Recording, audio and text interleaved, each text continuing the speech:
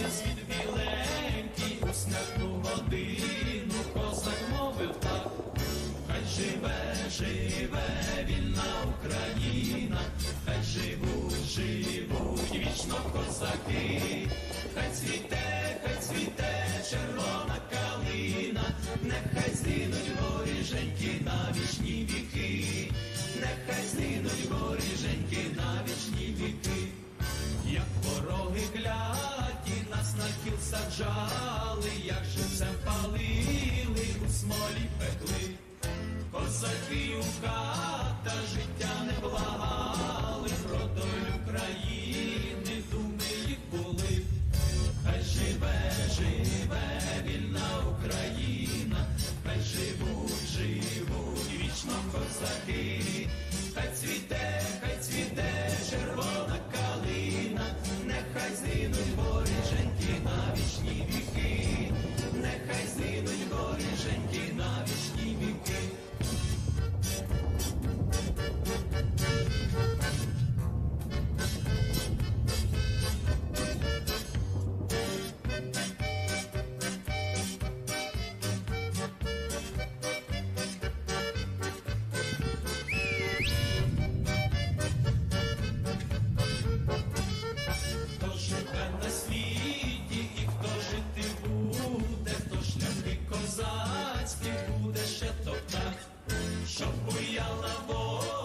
Щоб раділи люди, дай Бог їм останнє ці слова сказать. Хай живе, живе вільна Україна, хай живуть, живуть вічно козаки, хай цвіте червона калина, нехай згинуть воріженьки на вічні віки, нехай згинуть воріженьки на вічні віки.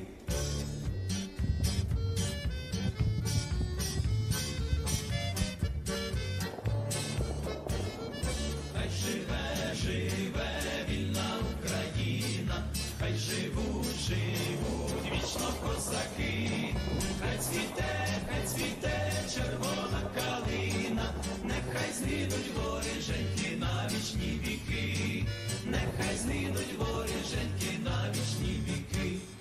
Хай живе, живе вільна Україна, хай живуть, живуть вічно козаки, хай цвіте червона калина, нехай згинуть воріженьки на вічні віки, нехай згинуть воріженьки на вічні віки.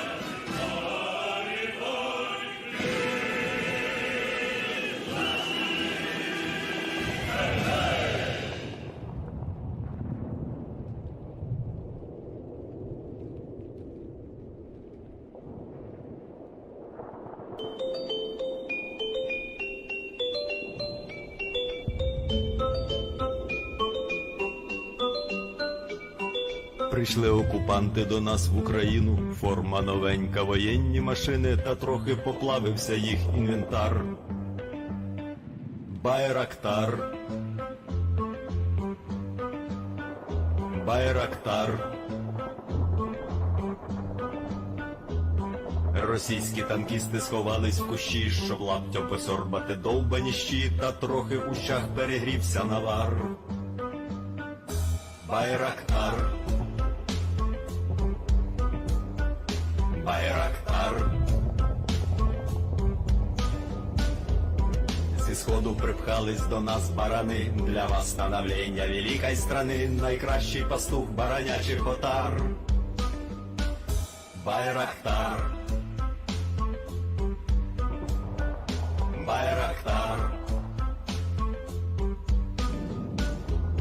Їх доводи, всяке озброєння, різне, ракети, потужні машини залізні, у нас на всі доводи є коментар. Байрактар. Байрактар. Вони захопити хотіли нас зразу, і ми зачаїли на орків образу, з бандитів російських робить примар. Байрактар. Байрактар. Російська поліція справи заводить, на вбивцю рашистів ніяк не знаходить, хто ж винен, що в нашому полі глухар. Байрактар. Байрактар. Веде пропаганду кремлівський урод, слова пропаганди ковтає народ, тепер нове слово знає їх цар.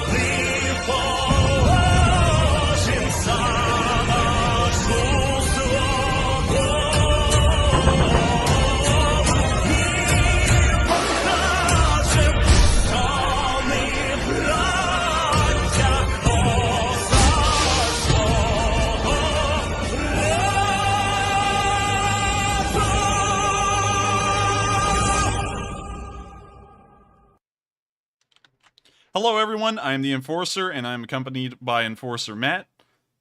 Hello everybody. And tonight we're here to report the day 82 and 83 news. Of course, the Monday break was great, but coming back off of the Monday break, we did get unfortunate news of the situation in Mariupol. Before we get into the news, we're going to cover tonight's schedule. Starting off, we will be covering Mariupol first. Mariupol, of course, has been the center of attention around the world for the heroic valor and bravery of the soldiers that have defended this city for 83 days. And as of today, that chapter has finally closed in this war, and the defenders have surrendered. We will, of course, get back to that here in a bit. We'll then be covering the news in the Northern Front, and also in Russia, as we've seen some interesting developments within the Russian Federation as of the past 2 days. We'll then be going down to the location unknowns, and we'll be covering the location unknown news, both day 82 and 83. Once we cover these two bits of news, we'll be moving on to Harkiv and also the Donbass in general. We'll, of course, take a pause, actually, before we move from Mariupol to Kyiv to answer 3 questions, and then we'll once again take another pause once we're moving from the location unknowns to Harkiv to answer another 3 questions from the chat. We'll then be covering the Harkiv news and the rest of the Donbass news, and then we will cover the miscellaneous news around the country. We've had a small occurrence in Kherson, and we've also had a small occurrence in Lviv, and we'll finally wrap up the day with a speech from one of the greatest politicians of our age, President Zelensky. So, of course, we're going to get right to the news, and I'm very sorry to everyone who usually hears me with a lot of prep in my step, but today is a bit of a bittersweet day for the Ukrainians and for the world. As the city of Mariupol went through its past 24 hours of being held in Ukrainian hands by any means. And so let's go over the story of how the plant's last days unfolded. Here in this clip, we can see shelling in the Azovstal on day 82, which was Monday, as the Ukrainian defenders still held out, as strong and as firmly as they did every other day of this war in this clip here. And we can see that they actually keep their nerves incredibly steady even while smoke billows through this area from artillery fire. Here's the video.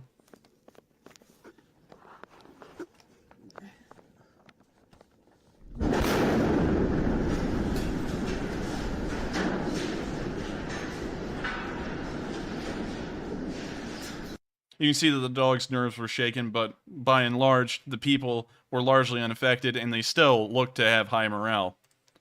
As the day went on, we could see that there was an announcement from the commander of the Azov regiment that started to show that apparently word had come down from the higher command of the Ukrainian Ministry of Defense, leading to a general idea that the Azov was most likely going to surrender within the next few hours.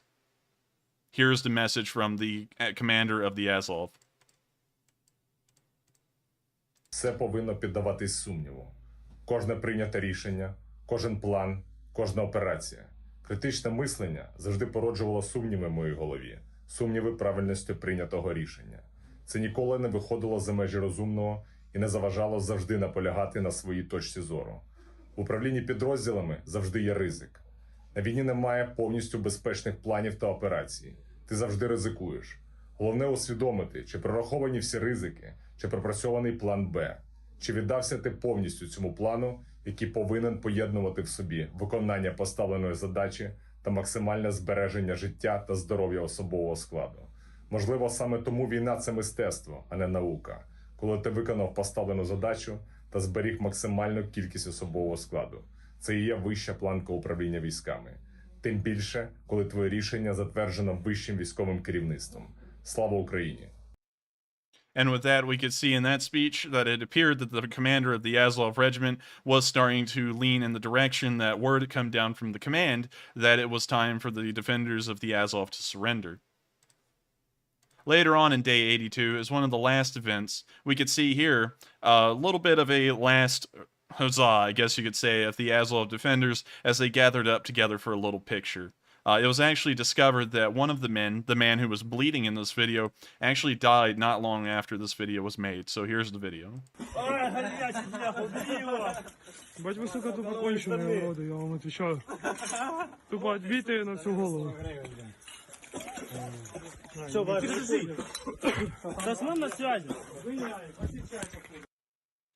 Of course, It was a bit of a bittersweet day for the Azov defenders because while it was in the horizon and it was generally known that they would surrender, and of course they would be escaping this hell, the question is, would they be entering a new one in the process of escaping from the Azovstal? The answer to that's still unknown as of now. There's suggestions that already some things are happening to them and they may never even be handed back over to the Ukrainians. As the next day unfolded, it was clear that word had come down from the Ukrainian command that the Azov would surrender to mitigate casualties on the Ukrainian side and ensure that the defenders of the Azovstal would live to return to their homes. As we can see here in this video, this is the defenders of the Azovstal walking out and surrendering to Russian forces.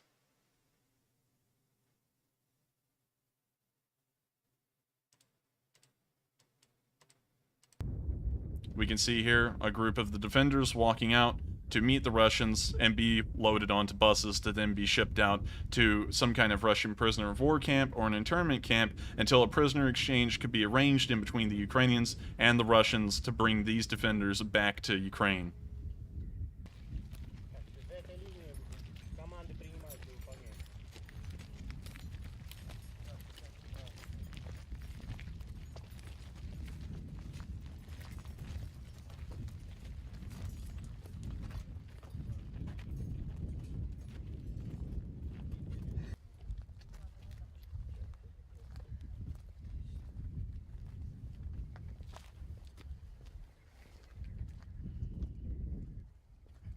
As you can see, a wide variety of defenders, both young and old, who defended this plant for 83 days. The city as a whole for 83 days.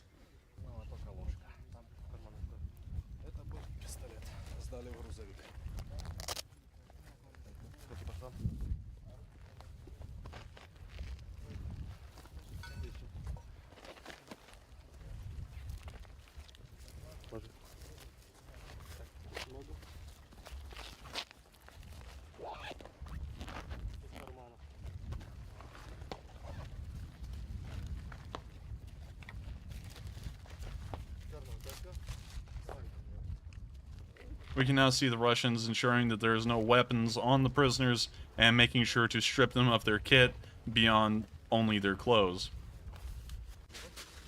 You can see the ruins of Mariupol in the background as these men have achieved something of historic note and have entered history as some of the greatest defenders and probably some of the greatest soldiers of our age.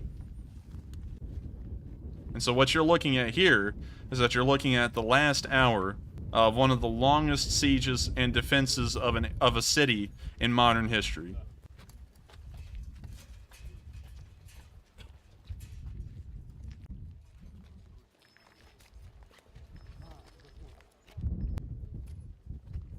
Here we can see one of the wounded defenders on a stretcher, hopefully soon to receive medical aid.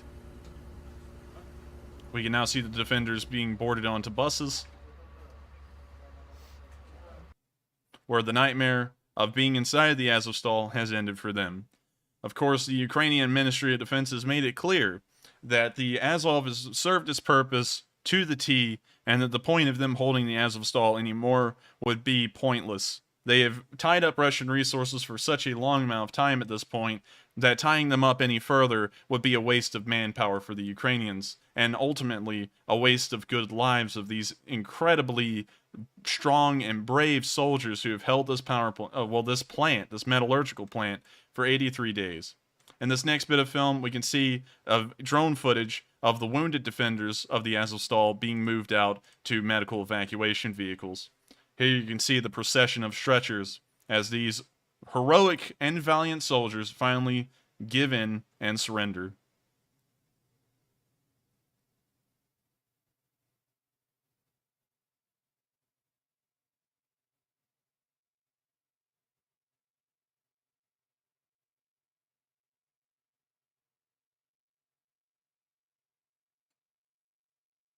There was a large amount of wounded Azov defenders. Of course, the fighting was incredibly severe and very pitched at times. And so there was a large amount of soldiers who got wounded from artillery blasts, bombardments, gunfire, splinters off the wall, like concrete fragments, anything you could imagine these people endured. And some of them even continued to fight after sustaining heavy injuries.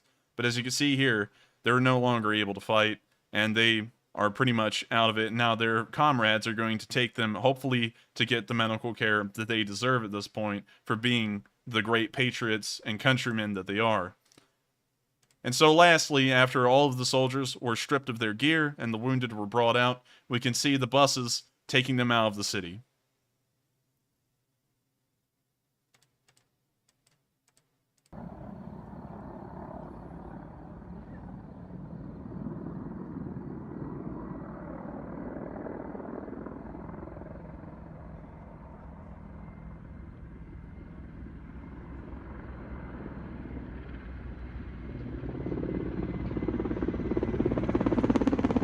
An Mi-35 flies over the bus convoy as it is now moving off of the main road and appears down a side road.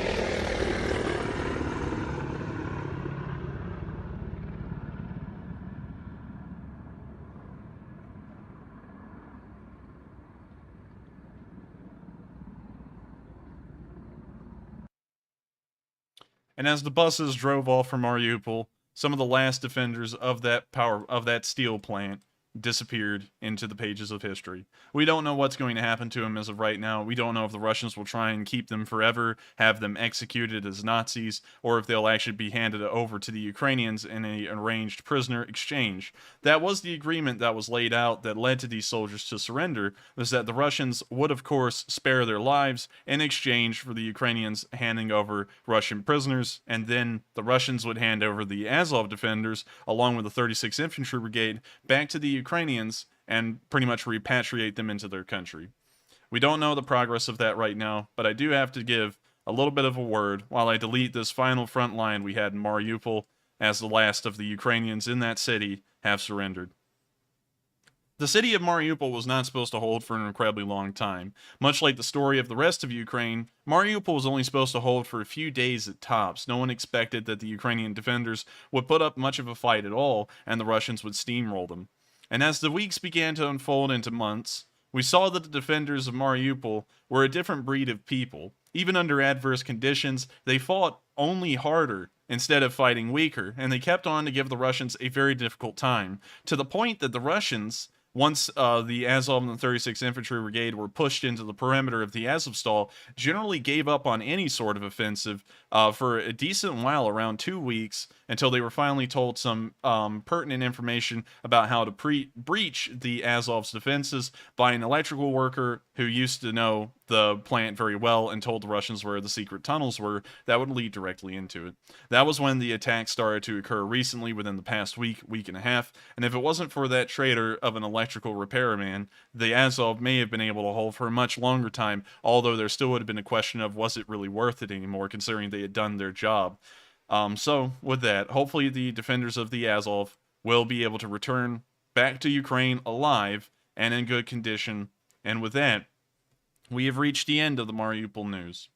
Of course, it's incredible to think that these men and women, there was a large amount of women defenders in there as well, held for 83 days under conditions like we saw for weeks on end. And a lot of y'all have been here for an incredibly long time, and y'all have seen this stuff unfold.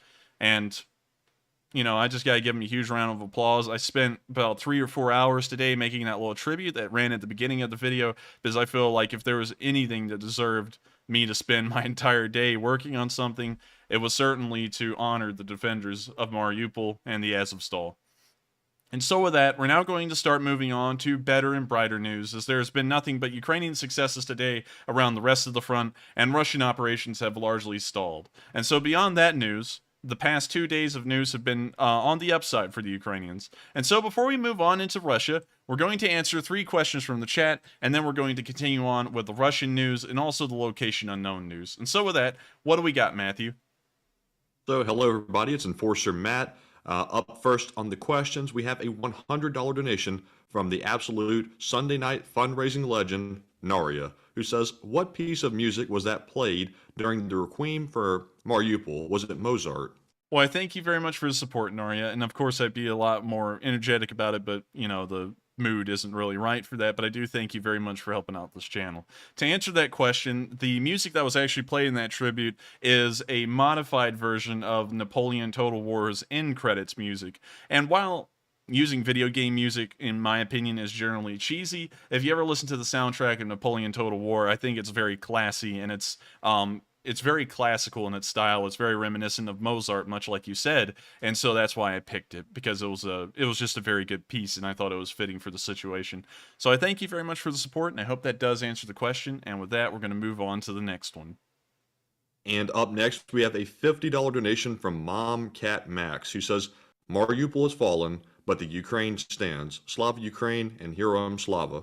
Slava Ukraine, and I do have to agree that the rest of Ukraine holds, and the Ukrainians are doing fairly well across the entirety of the front lines that are outside of Mariupol. And so I guess that would be a perfect time here to start transitioning into a brighter tone, because today isn't full of doom and gloom news. It's generally full of fairly good news for the Ukrainians as they continue to make progress on the rest of the front lines. And I do have to say that while the loss of the Mariupol as a whole is an unfortunate bit of news, it was going to happen. We all knew that was something that was in the drawings. I always said Mariupol can't hold, and while a lot of people held out hope on here that eventually the Ukrainians would be able to push through to Mariupol or supply those soldiers, the honest situation was that the situation was now unattainable down there, and those soldiers pretty much were left to their fate unless if they were to surrender. And finally, the high command decided that it was time for them to surrender because they had done everything they needed to tie up the Russians long enough to mount effective defenses here in the south near Zaporizhia. So with that, I thank you very much for the support, and I do agree that Ukraine will continue to live on and fight on for another day. And so with that, we're on to the next question, and the final question of this segment. And the last question of this segment goes to a longtime channel supporter, Mycroft, who puts in a $50 donation and says, God bless Anton, may you rest in peace.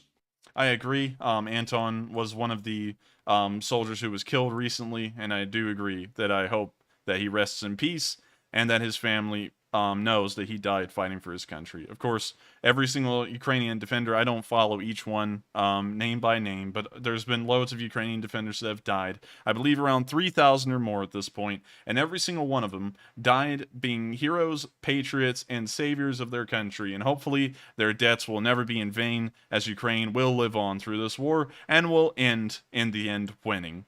So with that, I thank you all very much for the support. If you have sent in a super chat, we will, of course, get to those and answer them by the end of the night. With that, we're now going to go to the Moscow news, where we're already seeing that it's now the descent's becoming very clear on Russian TV, and then we'll move on to the location unknowns. Starting off in Russia on day 63, we can see here that on TV, a Russian colonel actually came on there and started to say extremely detrimental things to what's going on in Ukraine. So I'm going to let y'all see this, because this is showing that there's not high hopes for the Russians. Even former Russian military commanders know this. На любое дело все-таки надо смотреть в целом с общестратегических позиций и желательно с учетом ближайшей исторической перспективы. Но для начала должен сказать, что не надо пить информационные успокоительные. А то иногда распространяется информация о каком-то морально-психологическом надломе в вооруженных силах Украины, что якобы там чуть ли не близится настроение к какому-то перелому и так далее. Все это, мягко говоря, не соответствует действительно. Конечно, есть отдельные частности, пленные, подразделения некоторые, но это частности. А смотреть, как мы только что говорили, надо всегда на дело в целом. А в целом дело обстоит так, что... Но это частности, которые определяют то, что происходит в целом. И если уже несколько частей объявили об отсутствии финансирования, оружия, то это тоже имеет значение, тоже нельзя оставлять за скобками. Безусловно, но ситуация с общестратегических позиций состоит в том, что вооруженные силы Украины могут подставить под ружье 1 миллион человек. И они об этом сами говорят, что для нас никакой сложности в том, что мобилизовать 1 миллион человек, нет. Весь вопрос состоит в том, насколько они смогут обеспечить эту армию современным вооружением, военной и специальной техникой. Собственными силами они, конечно, ничего бы не сделали, но учитывая, что вот-вот заработает ленд-лиз, а сопротивление одного единственного сенатора все-таки будет достаточно быстро преодолено, вот-вот заработает европейский... Я вам скажу, оно будет преодолено послезавтра в среду вечером. под грохот малых барабанов и без всякой, так сказать, лишней стрельбы.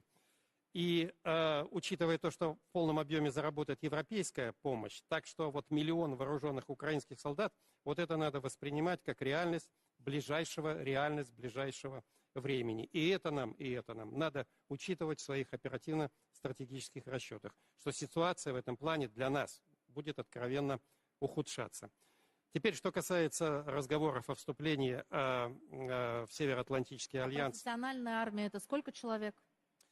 Украинская по-прежнему. Профессиональная. Те, кого мобилизуют, тоже так себе контингент. Дело в том, что уровень профессионализма любой армии определяется не комплектованием ее по контракту, а уровнем выучки личного состава и его морального настроя, готовности проливать кровь за свою родину. Вот этим определяется уровень профессионализма. И призывная армия может быть высокопрофессиональной. Способ комплектования никогда не определяет уровень профессионализма армии. У нас, кстати, вот эта догма очень прочно засела в головах некоторых наших политологов, что если человек взят по контракту, то это профессионал. Отнюдь. А желание защищать свою родину, в том понимании, как оно существует на Украине, оно там реально существует, сражаться они намерены до последнего. Мы профессионализмом с вами называем желание умереть. Я бы так это не формулировал. И все-таки... Желание умереть за страну является профессионализмом? Профессионализмом это не является, но это является составной частью высокой боеспособности армии, одной из важнейших. Как говорили классики марксизма-ленинизма, а они в этом плане были не дураки, что в конечном счете победа на поле боя определяется высоким моральным состоянием личного состава, который проливает кровь за те идеи, за которые он готов сражаться. Не взять, не дать, не взять. Классики в этом плане были исключительно правы. Но возвращаясь все-таки к НАТО, к Североатлантическому альянсу, что тут следует сказать? Опять-таки, самое главное в нашем деле – это всегда оставаться на позициях военно-политического реализма. Если ты выходишь за эти рамки, то действительность история тебя рано или поздно так набьет по носу, что мало не покажется. Что тут все-таки самое главное в этом плане? Не размахивать, опять-таки, смотрим на дело в целом с общестратегических позиций. Не размахивать тут какими-то ракетами, елки, в сторону Финляндии. Это вообще смотрится достаточно забавно. А все-таки самое главное недостаток нашего военно-политического положения в том, что мы в полном геополитическом одиночестве. И практически против нас, как бы нам это не хотелось признавать, весь мир. И вот из этой ситуации надо выходить. And with the end of that video, you can see right there that an actual experienced Russian commander, I believe that this man is in fact retired. That would be a reasonable assumption to make. But still, we can see him talking about the situation and saying that the situation is in fact poor for the Russians and that he can clearly see it as well. He explained in depth, and of course I'm not going to reiterate all of it, but there is a point to be made. He explained in depth that Russian morale is low and the Ukrainians can mobilize a decent amount of soldiers and probably train them somewhat effectively to be of use, much like the normal territorial defense forces that we've seen now. And so his whole entire argument was that the situation supply-wise is going to get worse for the Russians, which I've been saying, and that's a major thing that this channel harps on a lot. And he also said that the Ukrainians will have higher morale, which is something that we've seen time and time again. And you can see it in drone footage. Whenever the Ukrainians are attacked, they always are very calm and collected in any video you see, and it shows that they have high morale, they're better trained, and they know what to do in those situations. On the other hand, the Russians, whenever attacked, they go into this form of chaos, and they just fall apart pretty much. Most of the time, they abandon the vehicles, or they don't know what to do, or they just get wiped out. It's one of the three, and that Russian commander, former Russian commander, does know that. And he is stating it on TV. Whether they'll have him back on or whether he'll live into the next few weeks, I don't know. But I've got to appreciate the guy for actually taking a step back away from all the drum beating and saber rattling and sit here and look at this in an unbiased perspective and say, this war is only 6 days shy of being 3 months long, and this war was supposed to end in 3 days. And so it's gone on by a factor of 100 in length.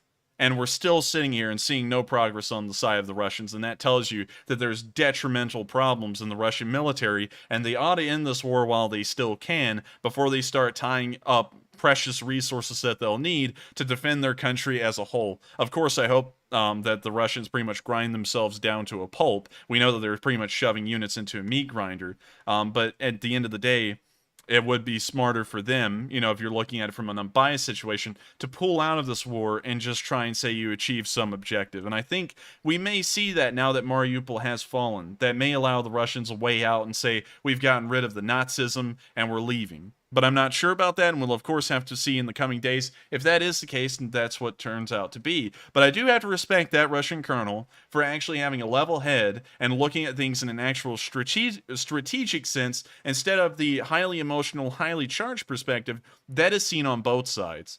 So with that, we're now going to move on to the next bit of news from day 68 in Moscow, where we see that a high-rise in the city caught on fire.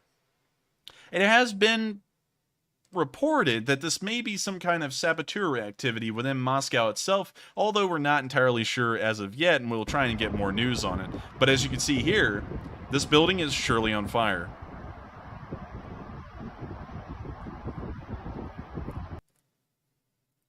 With that, we're now going to move on to the last bit of news we've gotten from inside of Russia, which occurred just today, where we can see T-90Ms being prepared to be sent to the front and promptly destroyed. Here we can see that a massive event is being made out of these few T-90Ms being sent, and according to the Russians, they've been able to manufacture 50 new T-90Ms just this year. I'm highly skeptical about that figure because, once again, ever since February 24th, the Russians have really had no ability to produce any new vehicles of any kind, especially the most highly up-to-date T-90Ms. But here we can see around 5 of them being sent off to the front, and they made a huge deal about it, but of course we know that T-90Ms get destroyed just like any other tank that the Russians are using. Here's the video. Как сейчас говорят средства СМИ США, что завод не работает. И вот доказательство того, что завод работает, и мы будем продолжать выпускать технику, поддержку России, поддержку наших военных, поддержку нашего президента. Существует такая традиция освещать в том числе и оружие, чтобы помощь и благословение, защита Божья присутствовала на этом оружии, чтобы защищать свое Отечество, защищать тех людей, которые требуют помощи и защиты. Here we can see them pulling the T-90Ms off, and we can now see the priest blessing the tanks. Ура, товарищи!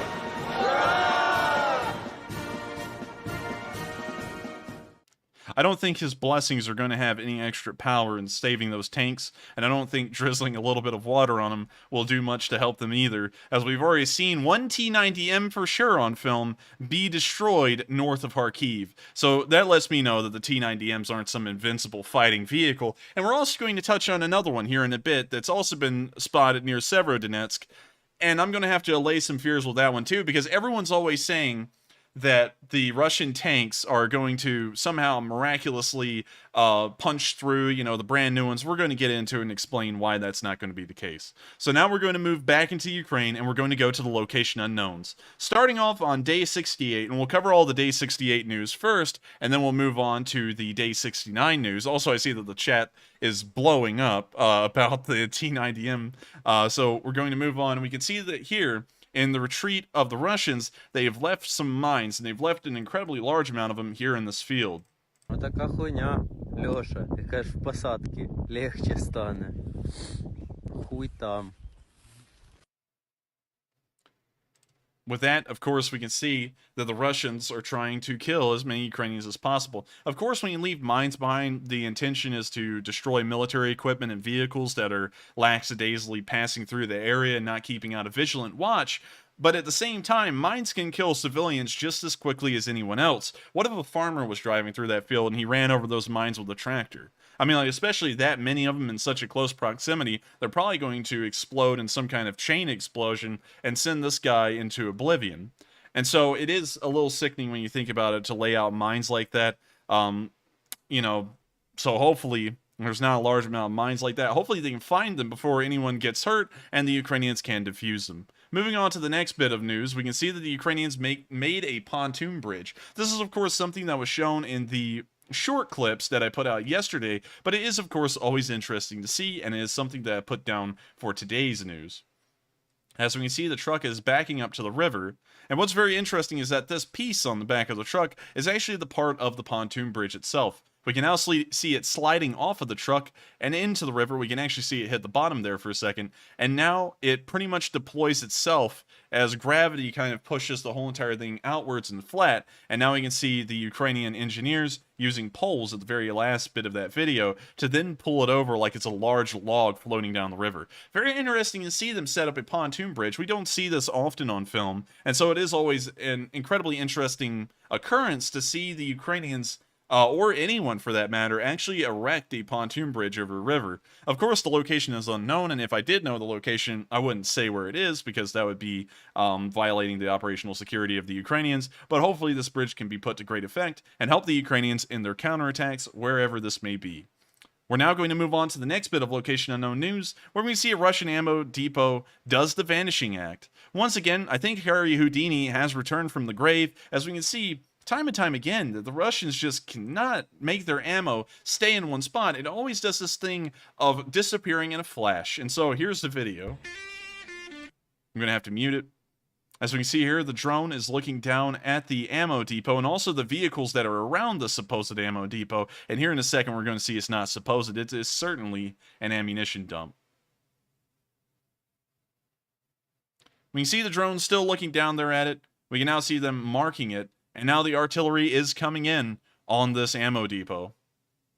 We can now see the explosions getting closer and closer.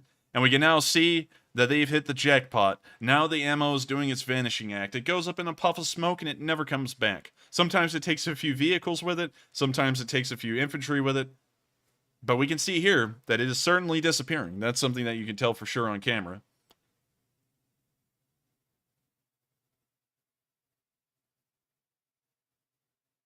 It's continuing to burn, and we see explosions occurring over and over, much smaller ones than the original one, and I believe that's because the fire is finally reaching the other caches of ammunition within the supply depot and finally making them explode.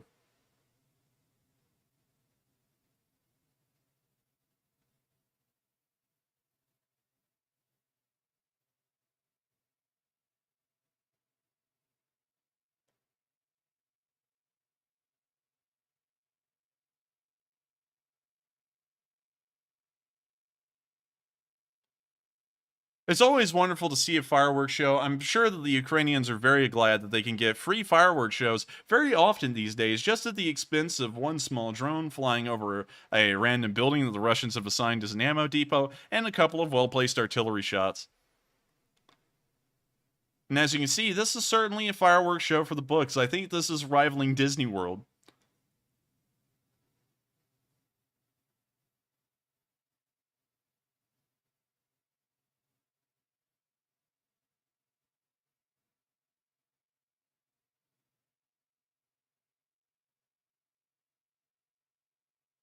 We can see that explosions are still erupting, and there's some kind of bright light out there in the distance. I'm not exactly sure what that is from. Maybe it's a smaller explosion, but I couldn't exactly tell. Of course, it's always wonderful to know that everyone's getting a free fireworks show, and hopefully, since the ammunition sometimes shoots out that ammo dump when they explode like a shooting star, hopefully the Ukrainians get their wish and the Russians are expelled from their land. We're now going to move on to the next bit of location unknown news, where we can see a very fast and very efficient evacuation of a wounded Ukrainian soldier. Of course, one would be amiss to say that the Ukrainians do not take any casualties whatsoever. That would be living in a fantasy world. The Ukrainians do take casualties, but it's an incredibly low amount, which attributes to their high skill, high training, and also high morale. Here we can see a civilian van being pulled alongside a road as the passenger gets out and starts running towards this BRDM-2. Here on the side of this vehicle, right there, you can see a wounded Ukrainian soldier that has been hauled off by this BRDM to this van. They're about to quickly drag him off the side of the BRDM and throw him in the back of the van and go get him some medical assistance.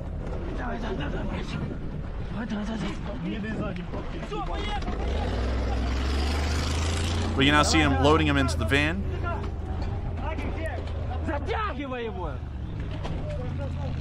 We can now see them hopping back in the van and taking off. A very seamless exchange of a wounded soldier, which is something that is incredibly crucial, especially when soldiers have been heavily wounded, as those precious seconds can save their lives. And that is once again another attribute to how well trained the Ukrainian soldiers are and how professional they are. With that, we're going to move on to the next clip of Location Unknown News, where we can see an M777 destroying a Russian dugout. The Ukrainians are in love with the M777. We have never ceased to see videos of the M777 on any day of the war at this point, and here we can see, once again, British design and American-used excellence in action in Ukrainian hands. It is a holy trinity, in a way, of perfection. British design, American usage, and in the Ukrainian hands. And we can see that all three of these things come together for a perfect combination of destroying the Russians. Here's the video. Here we can see a Russian dugout. Now we don't see around us. You can see no other crater marks around this area, and that shell hit directly onto that dugout.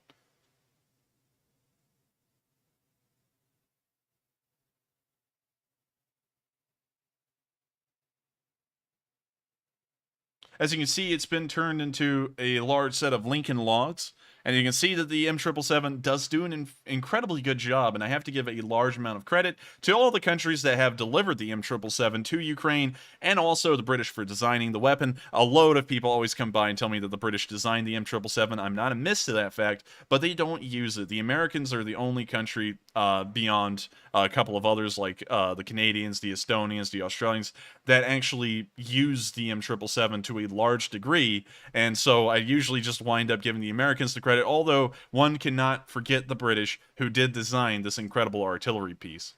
We're now going to move on to the next bit of Location Unknown News, where we can see a Russian SPG explode in an incredible fashion. This thing went up like an atomic bomb, and once again, it appears that it was being hit by Ukrainian artillery fire. We're not really sure if it was something like a Mista B or an M777. We didn't get an actual identification of what piece hit this vehicle, but we know that it hit it dead on and destroyed it in pretty much one shot, as we can see on film. Here's the video.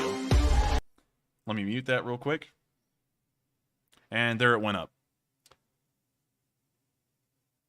I think the artillery crew didn't even need to drone to see the mushroom cloud from that SPG and know that that round hit dead on mark.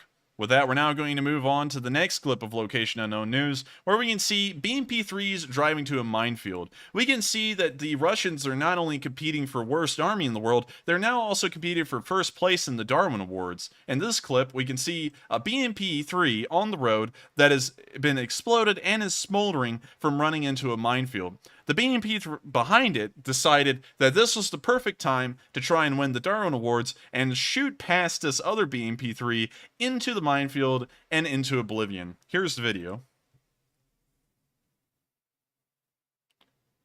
We can now see the BMP-3 running over the first mine, and then it looks like it even rolled over a second mine. Not really a smart move by the Russians, and it appears that if they weren't already in the runner-up position for the Darwin Awards, they have now achieved first place. We're now going to move on to the next bit of Location Unknown News, where we can see that the sanctions are hitting the Russians a little hard these days. We can now see that the lack of technology and the lack of ability to produce arms is starting to affect the Russians to an incredibly large degree. Here we can see that the Russians are using a civilian drone to drop bombs, which is something that the Ukrainians do to a large degree. But something that we haven't seen a lot is them using a clear solo cup and shoving a grenade in it and pulling the pin out and dropping bombs that way. This is the jankest of jank. I've never seen anything like this before. Of course, the Ukrainians are starting to do this, but they're doing it in a much more classy way than a solo cup. So let me explain how this works. I actually had this explained to me by a viewer. The pin on this grenade has been pulled out, and you can see here the spoon. The spoon is what flips off and starts to fuse. Once that little spoon flips off the grenade and falls away, that grenade is now alive and will explode within a matter of a few seconds. So here's what the Russians are doing. That little solo cup holds the grenade, and so they shove the grenade into the cup, and then they pull the pin out. So now that spoon can flip off. And so when it hits the ground, this grenade, due to the force of it hitting the ground, will pop out of the solo cup, and then the fuse will begin its timer to explode. Once it reaches about 3 to 4 seconds, fuses aren't perfect, the grenade then explodes. So this is the most jank way I've ever seen anyone try and drop bombs on anyone, and so here's the video of this being used. You can now see the solo cup on its way. You can now see it hit the ground. And then the grenade puts out a pitiful little explosion compared to the normal bomblets that the Ukrainians drop. I'm not really sure as to the effectiveness of this kind of system. What if the grenade is shoved down there too far, you know, like too well, and it doesn't pop out of the cup? Then it's just a grenade in a cup. Honestly, I wouldn't like to drink a grenade out of a solo cup. I don't think the Ukrainians would either. And so, as we go on through the news, you'll see that they actually have a more efficient delivery system to drop these grenades that looks like it's much more effective. We're now going to move on to the next bit of location unknown news for day 68, and this will be the last bit of day 68 news before we move on to day 69. Well, actually, day 82 news as we move on to day 83. I'm sorry if I've been saying that for a bit. But here we can see a tourniquet saving someone's life in a way that's not expected. So here's the video, and you can already see how it saved this man's life. A bullet lodged itself into the tourniquet and got stuck. So luckily, the tourniquet was used preemptively, and they didn't even have to tourniquet the leg. Actually, the tourniquet did the job on its own and just stopped the bullet from actually hitting the guy. So wonderful job to the tourniquet. Let's see the brand of tourniquet this is. I can't tell, but it says "grew up" at the end. So if anyone wants a tourniquet that's useful both medically and as some form of a small size body armor, make sure to go check out that company because they're doing an incredibly good job at providing a 2-in-1 package with their tourniquets. With that, we've reached the end of the day 82 news, and we're now going to move on to the day 83 news. Starting off for today, we can see that a funeral home is offering to help Putin save face.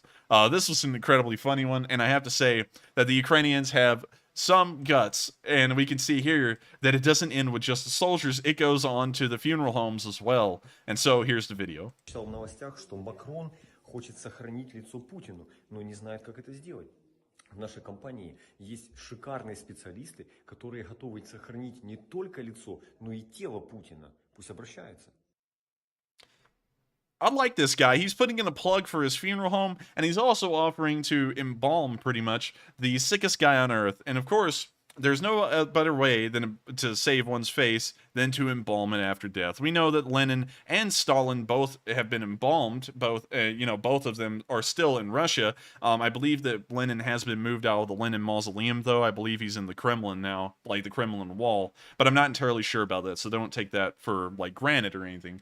But still, it's wonderful to see that not only is this man giving a plug for his funeral home business, but he's also offering a great service to the entire world. And also helping Putin save face, if you get what he's saying. We're now going to move on to the next bit of location unknown news, where we can see Luhansk People's Republic raise a preemptive victory banner again. Of course, the LPR is like a bunch of commie pretenders, and so they really love the victory banner because while it's not just victory, it is a communist symbol in a way, and so here's the video.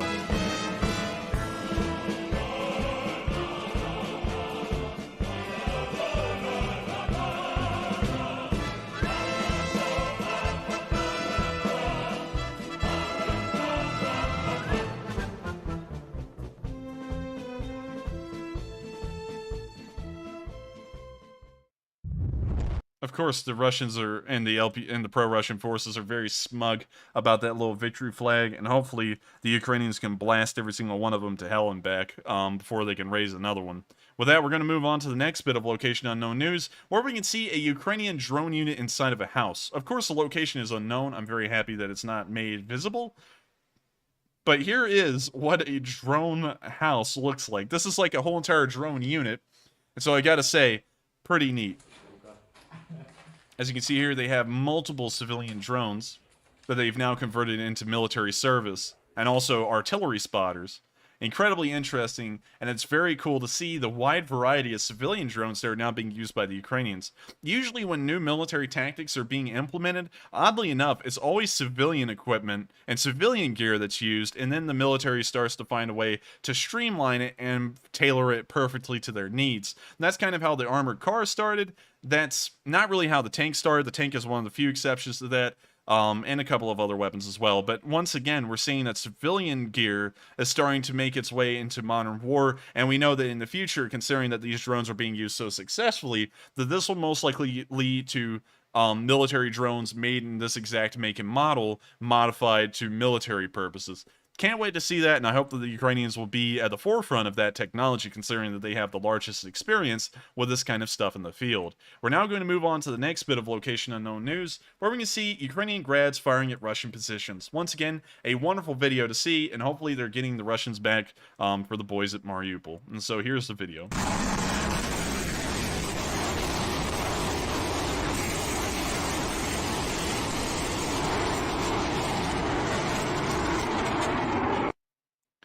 With that, that is the end of the video, but of course, the Ukrainian artillery is working incredibly hard.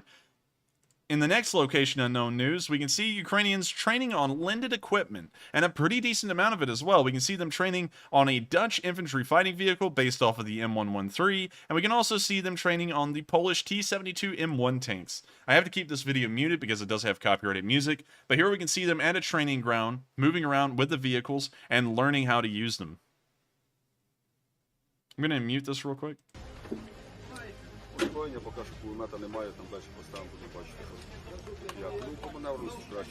I don't know if that music is copyrighted or not, so I'm going to have to mute it before I get some kind of notice, because YouTube does come down here and like break my knuckles. As we can see, they're unloading from the APC here in this training video, and we now see the commander giving a speech. We can now see them still wearing in the vehicles, learning how to use them. Now we can see them being outfitted with ghillie suits. Now that's something interesting. We don't see that a lot on either side.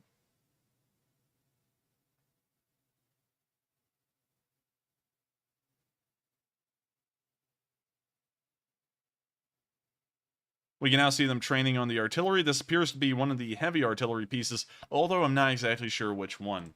With that, that is the end of the video, but we can see that the Ukrainians will become competent, just like they have on every other system, with the brand new equipment that they have been lended by the foreign nations. Once again, huge thanks to the Netherlands and also Poland for providing the equipment that these soldiers were using in the film. With that, we're on to the next bit of location unknown news, where we can see a short video of Ukrainian soldiers resting. Sadly, of course, it cannot play the audio, but here's the video.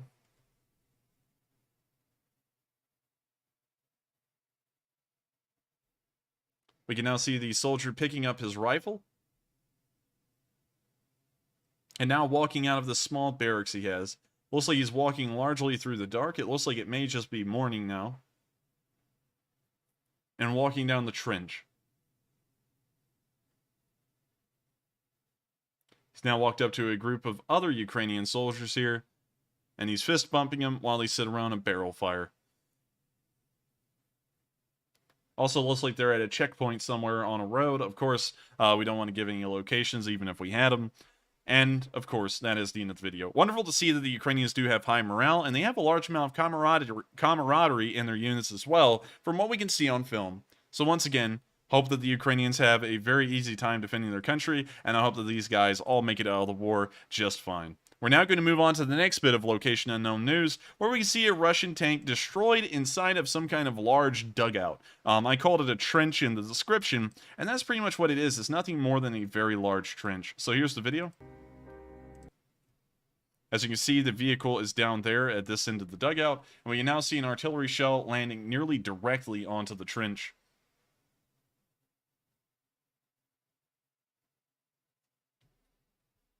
We can still see the vehicle down here at the end. Wait a minute, I'm not really sure if that was the vehicle. Let me go back and look at that. It looks a lot like a vehicle. Maybe there's two. I'm not really certain. Can't really tell.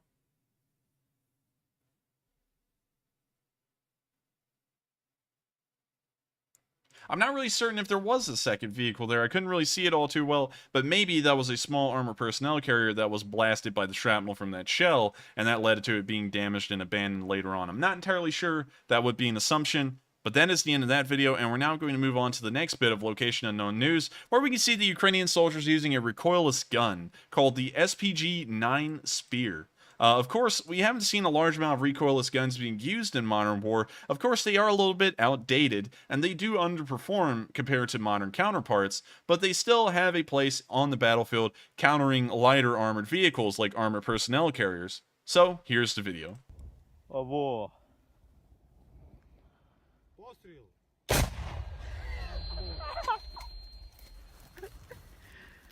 We can now see them reloading the recoilless rifle, and that's the end of the video.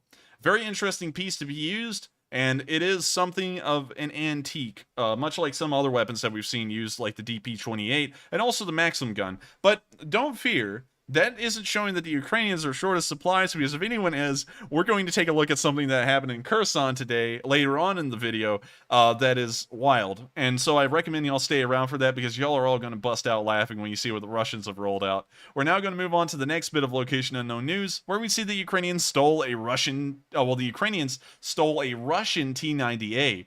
Of course, the T-90A is a little bit further down the alphabet than a T-90M, but it's still one of Russia's most advanced tanks that they are able to field on the battlefield, and here we can see a Ukrainian tank hauling one away. Perfectly intact as well. You can still see the Z's painted onto it, and it was just abandoned in running condition, much like every other Russian vehicle, which does show that morale is low. They're not even attempting to destroy their vehicles for the most part when they're abandoning them. In the next bit of location unknown news, we can see a brimstone and a hellfire session. Of course, there are no hellfire missiles that the Ukrainians have right now and are using. I want to make that disclaimer, but it was a funny little bit of a play on a quote.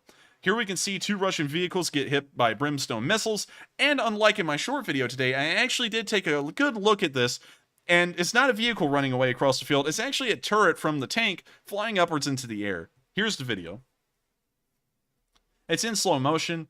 But here we can see the 2 Russian vehicles. There's one right up here, and there was one right here. It's already past tensed now, but you can see the explosion where that vehicle once was. It has now been hit and destroyed, and we can now see the second tank's turret taking a little bit of a flight and getting the crew some Delta flight miles.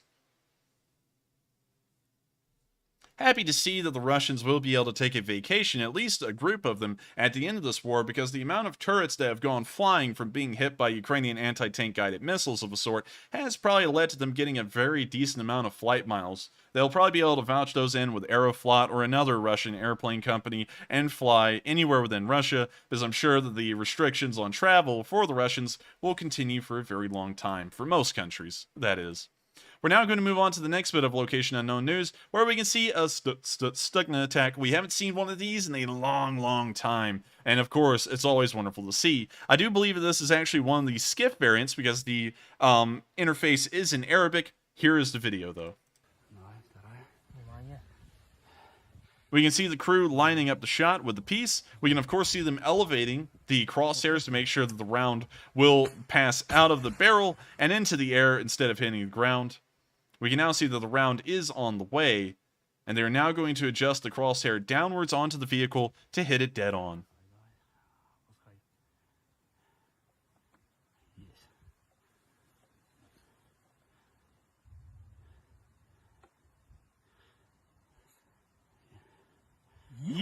And with that decent explosion, we now know that another Russian vehicle has been wiped out, and once again, another small Ukrainian victory that will, of course, hinder the Russian efforts in that area in a small way. We're now going to move on to the last bit of location unknown news, where we can see a very fancy Ukrainian plastic cup. While the Russians are using solo cups, the Ukrainians seem to be using the same strategy as well, but they have now come up with a much more streamlined and much more effective and efficient way of dropping these grenades. Here we can see an example of this little delivery system being used. They actually have some kind of 3D printer, and they're actually printing up some kind of a bomblet. They put the grenade inside of the bomblet. The fuse is, of course, still attached to this grenade. Of course, it would be pulled out in a normal one. And you can see it being dropped, and the little I guess you could call it pressure plate on the bottom of the bomblet, pops the bomblet open, the spoon would pop off of that grenade, and then it would begin its countdown. By and large, this seems like a much more effective delivery system of a hand grenade from a drone than what the Russians are using, which is like the most jankest thing I've ever seen. We can now see them loading a different model of grenade. I believe that is the F1 hand grenade. We can now see them dropping it onto the floor, and once again, it does work. We can now see them doing it again. I think the Ukrainians are just having a fun time playing around with this one, but still an incredibly interesting delivery system, and hopefully it's incredibly cheap and effective to use. With that, we have covered all of the location unknown news for both day 82 and day 83. Before we start moving down the Harkiv and Donbass region and pretty much wrap up this news today, we're once again going to be taking 3 questions from the chat real quick, and then we'll move on to the Harkiv and Donbass areas. And so with that, what do we got, Matthew? Okay, so up next we have a $20 donation from Martin Haig, who says, @Enforcer and Matt, for the coffee/creamer fund. And Martin, that's very creative. We have never had anybody donate to our creamer fund. No, we haven't actually, and that's something that we run out of a pretty good bit. I don't know about Matthew, but I kind of like my coffee somewhat palatable. I know that a lot of people like these stronger blends, but I just really don't like it. To be honest, it starts to taste like dirt water to a point, and I bet a lot of people can agree with that. But still, I thank you very much for the support, and I will make sure to use that creamer for sure. I thank you very much, and with that, we're going to move on to the next question. And up next, we have a $20 donation from William Allen, who is a longtime channel supporter, as many of you know, who says, "Whoop. I'm proud as hell of the men and women of Ukraine's military who withstood this genocidal onslaught by the Russians. May God bless them, their families, and their posterity." I thank you very much for the support, William. It does help out this channel a load, and you've been around for an incredibly long time. And to answer that question, well, really address the comment, I can entirely agree that the defenders of the Azov, as well as all of the defenders of Ukraine in general, are a very proud and valiant group, and I do have to say that they deserve the praise world over. They are an incredible fighting force, and we've even seen some footage, for example, in one of my short clips, of a math teacher who is fighting on the front lines, still getting homeworks to her students and making sure that they still get an education. And that kind of commitment is very hard to come by, that they will defend their country and still ensure that the future of the nation will get an education. Wonderful to see, and I do have to say that every single one of them are an incredibly heroic and very brave bunch. And with that, we're going to move on to the last did you do that poll, Matthew? Yes, I did. Oh, that's really cool. That's the first time Matthew's ever made a poll. But with that, we're going to move on to the last question, and then we're going to move on to the Harkiv and Donbass news, and also the news from the rest of the country and Zelensky's speech. And I actually had no idea I could make polls until now, but that's very dangerous to put polls in my hands. But anyways, up next, we have a $20 donation from Theodore Rosnowski, who says, "Please consider a fundraiser for revived soldiers in Ukraine and one of their projects. Perhaps you can have one of their founders, Erna Vaschuk Desipio, join in and speak on their many projects." I would love to do that. One problem, though, is that whenever people recommend fundraisers sometimes, well, most of the time, actually, while they're incredible and I'd love to do them, there is one small problem, and that problem is that they're usually not in the Guide Star program. For me to do a YouTube fundraiser like I do on my Sunday nights where it shows up on YouTube and you can donate to it, which is an incredibly easy way to do this, it has to be registered through the Guide Star program, which only allows me to access American-registered nonprofits. That's why I've only done one Ukrainian-based nonprofit this whole time, and that's because they actually have an American-registered EIN number. So sadly, I'm not really sure if I would be able to do that one, but I will look into it. And I once again want to remind y'all, I did put out a community post for it today, and once we cover this, we're going to get back to the news. We've been doing an incredible amount of work on these fundraisers. We've raised over $250,000. Right now, it's $236,000 and a couple of hundred extra. And I have to say, I thank you all so much for helping me to get to that point with these fundraisers. They're incredible. We always come together and do a huge amount of support. But one thing that I was thinking is that I've been pushing these fundraisers to the moon, and I think that some people are going to be facing a little bit of exhaustion here with them. And so, in the effort to make sure, because, in the military, in the real military, and of course this isn't a military of any kind, but in the real military, there is a rest period for units. And I kind of view our Lee Spring Army as a bit of an army, actually. And so I want to give you all a rest period, because I feel like it's only appropriate, and it's going to give a lot of people time to rest and get ready for big ones when we have more special guests on and stuff like that. And so we're going to actually be limiting the amount that the fundraisers will try and raise over some of the next Sundays, at least for the next 2 weeks maybe, after this one. So we're going to probably lower them to around $5,000, and that night, beyond the $5,000 mark, we're just going to answer all the questions we can. Of course, recognize all the big donors, but we don't want people to wear themselves out and feel like they're forced to put themselves into tough situations and stuff like that because we're trying to reach the moon with these fundraisers. Of course, we're not going to be lowering that goal on this next one. This upcoming Sunday, we're going to be having Operator Starsky back on, and we're also going to be having Funker 530 on. Well, actually, it's Ronnie Fitt from the Funker 530 team, but we're going to be having both of them on at the same time. And so I'm not going to be lowering that goal then. Of course, it may be another massive goal, and it's going to be the last one for a few weeks. So hopefully everyone can come out and give a massive amount of support. I hope that we can do a lot of good. Of course, I'm going to be trying to get Funker 530 and Operator Starsky to be doing shoutouts on their channel to get as many people here as possible and to get as many funds raised for the nonprofit we'll be doing on that day as much as possible, once again. And so with that, that's pretty much all I've got on that. I just want to let everyone know on stream, just in case y'all didn't see the community post. And with that, I thank you so much for the support. I hope I did answer and address that comment. And with that, we're going to be moving on to the Harkiv and Donbass news, and then we're going to be wrapping up with the rest of the news around the country, very small amount, and then we'll go to the address from President Zelensky on day 82, but sadly, we did not have an address from President Zelensky today, as far as I was able to find. With that, we're now moving on to Harkiv.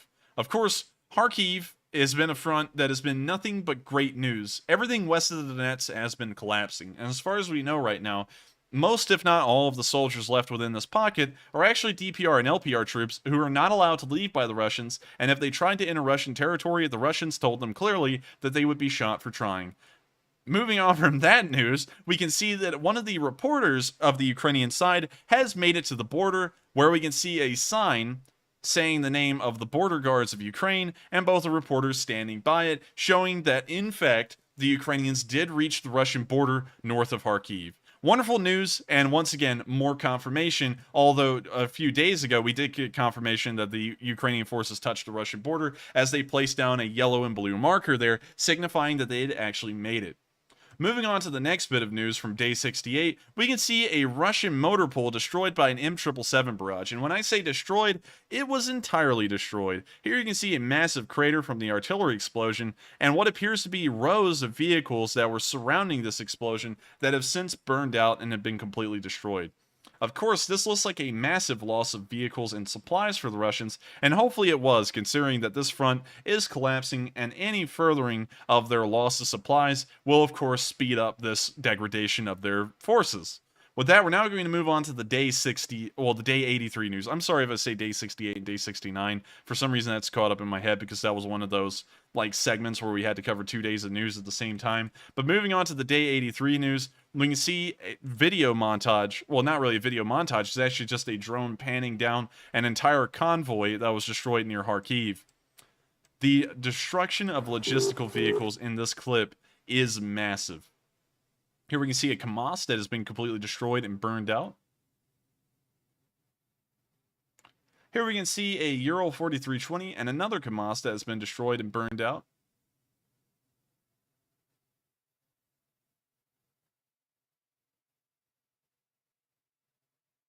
Here we can see a load of Russian destroyed vehicles that have been burned out. And we can also see a little Tiger. Look, they had a nice little Tiger. Neat. Looks like it didn't really do better than the logistics vehicles, so interesting. We can also see a civilian vehicle here, one of those civilian requisition vehicles that we heard about a lot. And we do see here and there, although it appears, by and large, they still aren't being used on the front lines. I don't know if that's because the Russians withdrew from the north, and so they started using all of the leftover logistics vehicles that were up there down in the southeast, and generally phased the civilian vehicles out again. I'm not really sure, but we are seeing a civilian vehicle right here that burned out with the rest of the convoy. We can see another KAMAZ that has been burned out. And as the drone keeps on panning down, nope, the destruction hasn't ended. It keeps on going.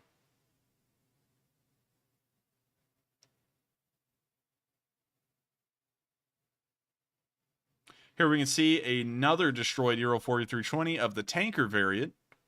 Another tanker that was destroyed.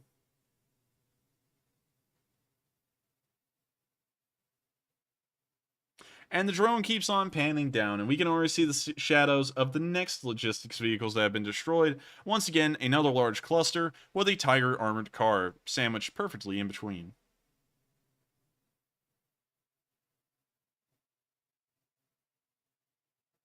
We can now see a BTR-60 that has also been burned out near the rear of the convoy. And that concludes the video. A massive loss of logistics vehicles, which are the most important vehicles for the Russian war machine, and also a few armored cars and one armored personnel carrier. Wonderful to see, and we do know that the pro-Russian forces and the Russian forces in that area are on the pain train right now. They have not had any luck turning this entire situation around, and I don't think they will for the foreseeable future. We know that this front has pretty much been lost, and the Russians have consigned it as being lost. There's been no indication of reorganization or regrouping on the Russian side, and the Ukrainians continue to push their objectives here and never give the Russians a chance to really regroup. We're now going to move on to the next bit of news from this area of the Harkiv front, where we can see the Ukrainians destroy a T-80 over multiple videos. This, of course, was near the village of Potomnik, if I am pronouncing that correct. And here we can see the video. You can see here it looks like a T-80 BVM, one of Russia's most advanced and modern variants of the T-80 main battle tank series. Here we can see the tank firing, but we do see a small fire breaking out on the rear side of the turret.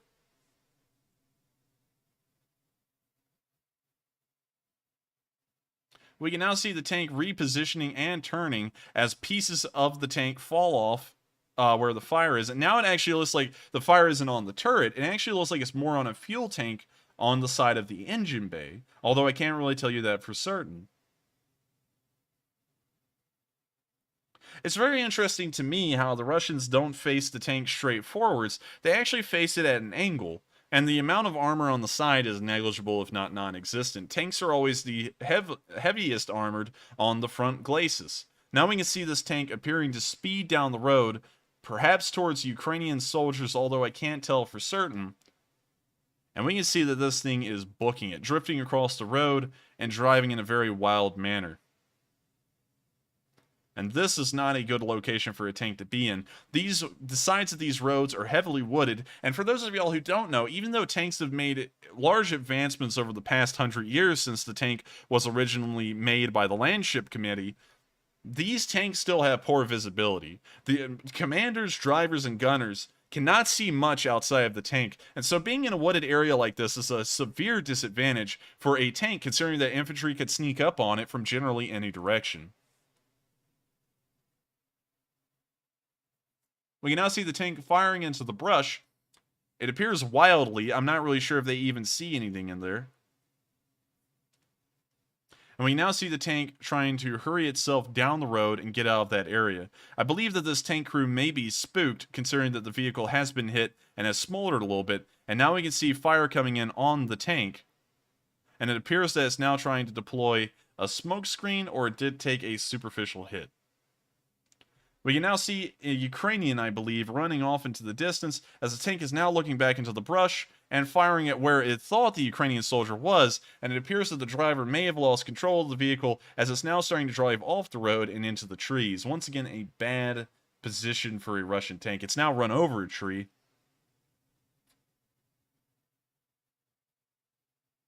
And I believe, considering that that tank is now ground to a halt, and it appears that the driver's lost control, let's go back and look at that video again, take a good look at what exactly happened to this tank. So we can see that apparently it was hit in the engine bay, and we can kind of get the idea that it was, because yes, that would make sense now. It must have been hitting the engine, and the engine must have been knocked out, because the tank starts drifting off the road, it doesn't adjust its course, and it just starts running into the tree line. So I believe that the anti-tank gunner with the ATGM apparently fired at the engine bay, knocked the engine out, which disabled all of the systems on the tank for the large part. The tank then drifted into the tree line, and the crew most likely abandoned the vehicle since the tank was pretty much screwed. Of course, the tankers did try to get off one last little bravura before the tank actually ran out of power. Well, actually it stopped there in a way. And they fire off where the last position of the tank gunner was, although he was well out of there at that point, and then it moves into the tree line. I believe that the engine may have been largely damaged. I'm not entirely sure, but we could tell that that generally looked like some kind of hit to the engine bay, which just most likely disabled this vehicle and left that tank crew high and dry. interesting to see. I hope that y'all discuss what y'all are thinking in the comments section about this video, because I do see a little bit of room for discussion as to how this tank exactly was damaged to the point that it drove into that tree line. With that, we're now going to move on to the next bit of news further down the front near Kharkiv, where we can see an RPG used against a Russian tank. We can actually see the Ukrainian soldier drinking a little bit of tea before he goes out there and does this deed. And of course, it is the Boy Scout deed of the day for this man. So give him a huge round of applause. This man did a good job.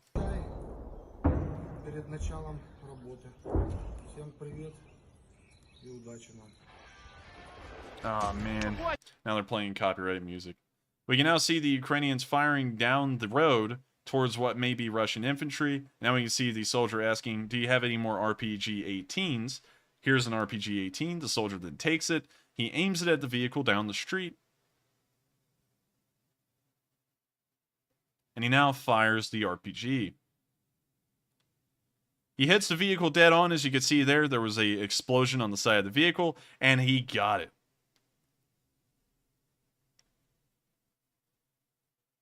The tank is now on fire according to the infantry on the ground, and we can now see drone footage of the tank that he hit, and we can tell, in fact, that it was hit for certain. Wait a minute.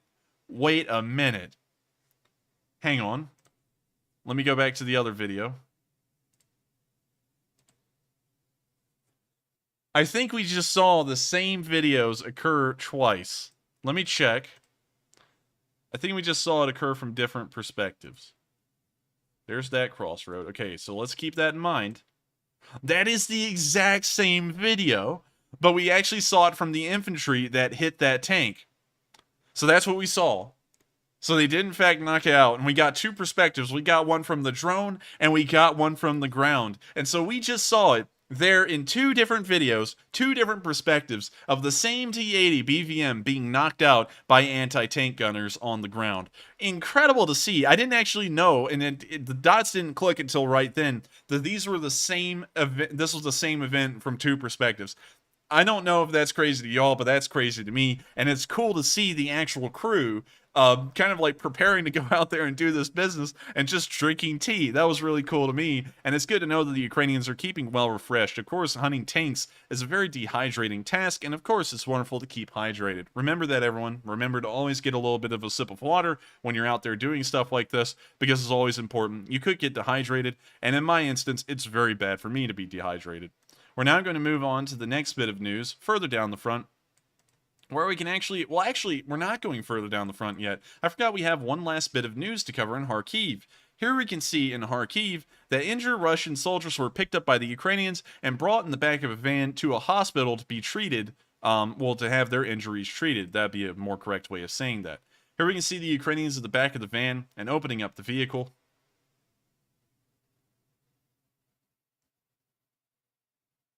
And here we can see the wounded Russians that have now been brought to the hospital to be treated for their injuries.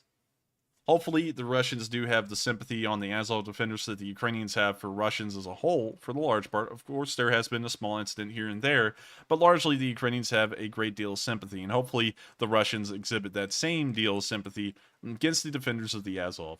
We're now going to move further down the front, away from Harkiv, and towards the area of Izium. We have not gotten any news from Izium over the past 2 days. This is good news. This tells us that the battle has largely subsided in that area, and right now, Russian forces seem to be regrouping in this area for another push towards Lviv, although it is questionable whether they'd be able to break through, as we haven't seen a breakthrough yet, and this offensive has now been going on for about 2.5 weeks. So that tells us a lot about what they'll be able to do in the future.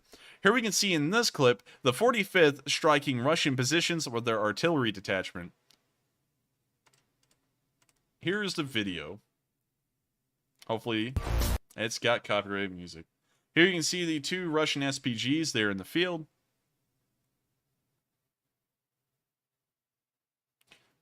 And we can now see them being hit. Very typical. Of course, the Ukrainians never let us down. They always show us the Russian vehicles that they are hitting clearly, and then they hit them. That's one thing I have to give the credit to the Ukrainians for, is they never try and lie about their casualties on film. Well, not their casualties. They never lie about what they've taken out on the enemy side on film. We can see that the camera's having a little bit of a glitch here in the video. But we can now see the artillery striking this large convoy pretty much within this tree line.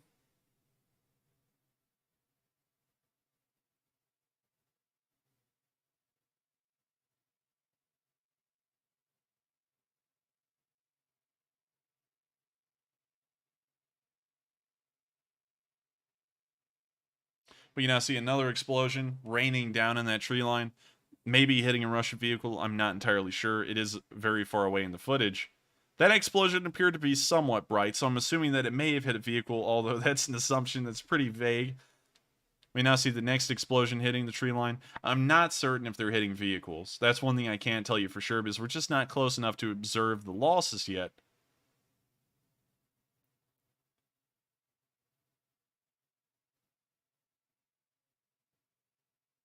We can now see another shell raining down somewhere in the tree line. Not sure, once again, if it's on a Russian vehicle.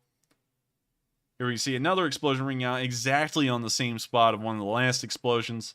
So I'm assuming that there is a vehicle there.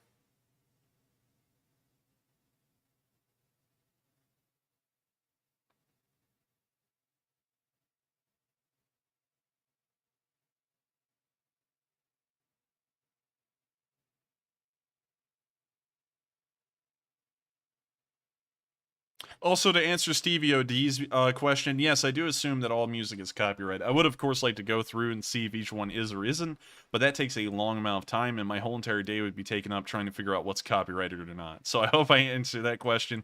And we're now going to move down away from the Izium area, since we've covered what's going on there, which is not much, and that's, of course, wonderful to hear. And we're now going to move towards the Liman area. In Liman today, we've seen damage from shelling from the Russian forces as they are trying to break through the Ukrainian lines and, of course, are doing their usual tactic of shelling towns behind the front lines.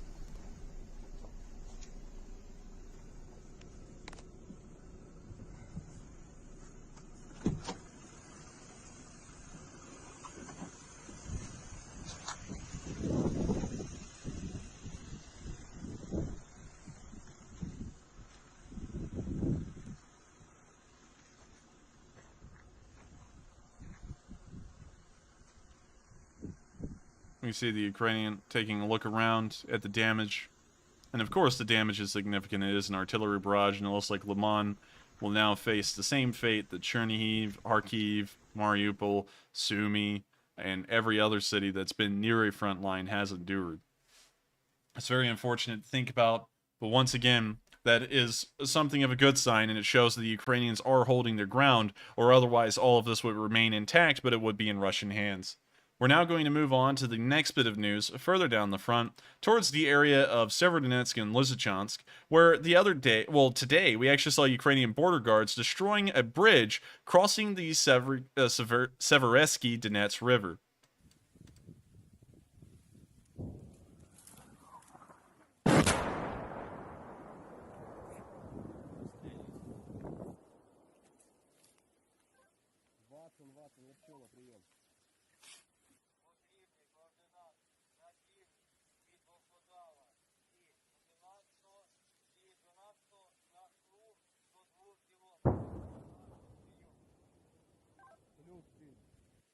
Я думаю, Саня, вони по одному десь всіх залисня. Найди хоча б одного і там десь по цій лінії хай їдь.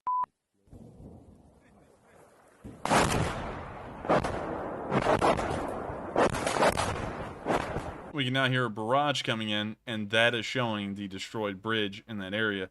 And of course, I've been a little bit cryptic at this point, but y'all may know which bridge this was.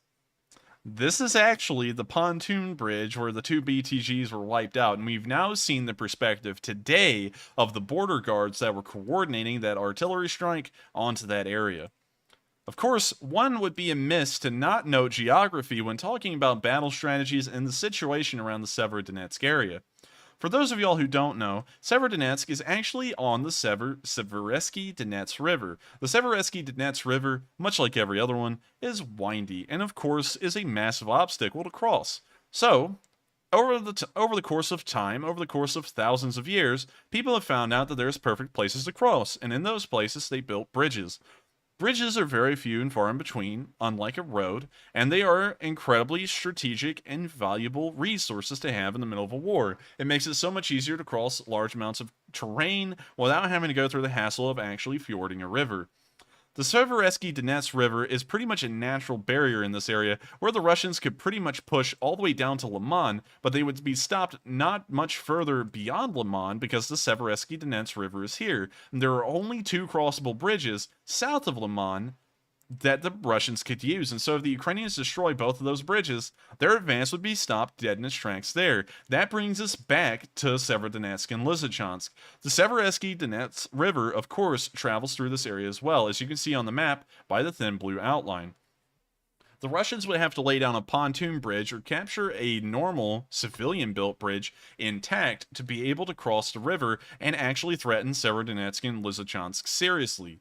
That's something they're going to have a problem with, considering that one of their pontoon bridges has already been destroyed on the Severodonetsk River, and all of the bridges crossing the river have been destroyed. And so we know, for the large part, an encirclement of Severodonetsk and Lysychansk is no longer possible without massive effort and a massive loss of resources most likely being attempted and occurring on the Russian side. So it's put the Russians in a larger pickle than they were in before, and they're now going to have to figure out how to actually threaten Severodonetsk and Lysychansk with encirclement without actually having to cross the Severodonetsk River. And there's only one place they could do that, which is from the south. And of course, that is a very questionable situation as well. There are no large roads that go south and west of Severodonetsk and Lysychansk rather than going straight through it. And so really the Russians have now been relegated, unless they want to try another dangerous bridge crossing, to actually directly assaulting the town and trying to push through it. That's something we know the Russians have a very low ability to do, unless they were to completely obliterate and level the town and try and turn it into a field pretty much. So that's something that, of course, isn't out of the Russians' reach. They've done that before. So we'll have to see if they try something like that. But right now, an actual encirclement of Severodonetsk and Lysychansk is looking highly unlikely due to the Ukrainians destroying every single Russian chance of crossing the Severodonetsk River in this area. That isn't to say that the Russians are not going to try, as we've seen them been upping the ante in this area for a little bit, and now over the past 2 days, we're starting to see more and more evidence of this.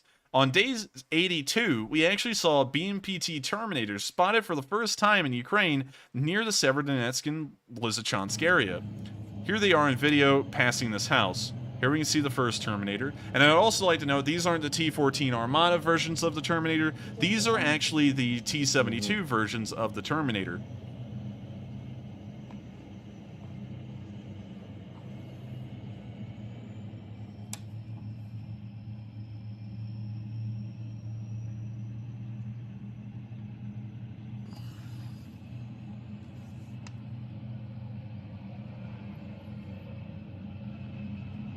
We can still see them passing. It appears that there was actually a normal T-72 in the mix.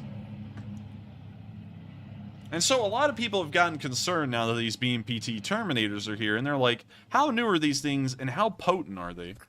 And I can tell you they're not at all. We'll actually get into that in a second after we look at the next clip we've gotten of the BMPT Terminators. Here we can see just today, these BMPT Terminators on the move again, this time in a very large convoy, much like we normally see when Russian units are obliterated by Ukrainian artillery or drone strikes. Here's the video.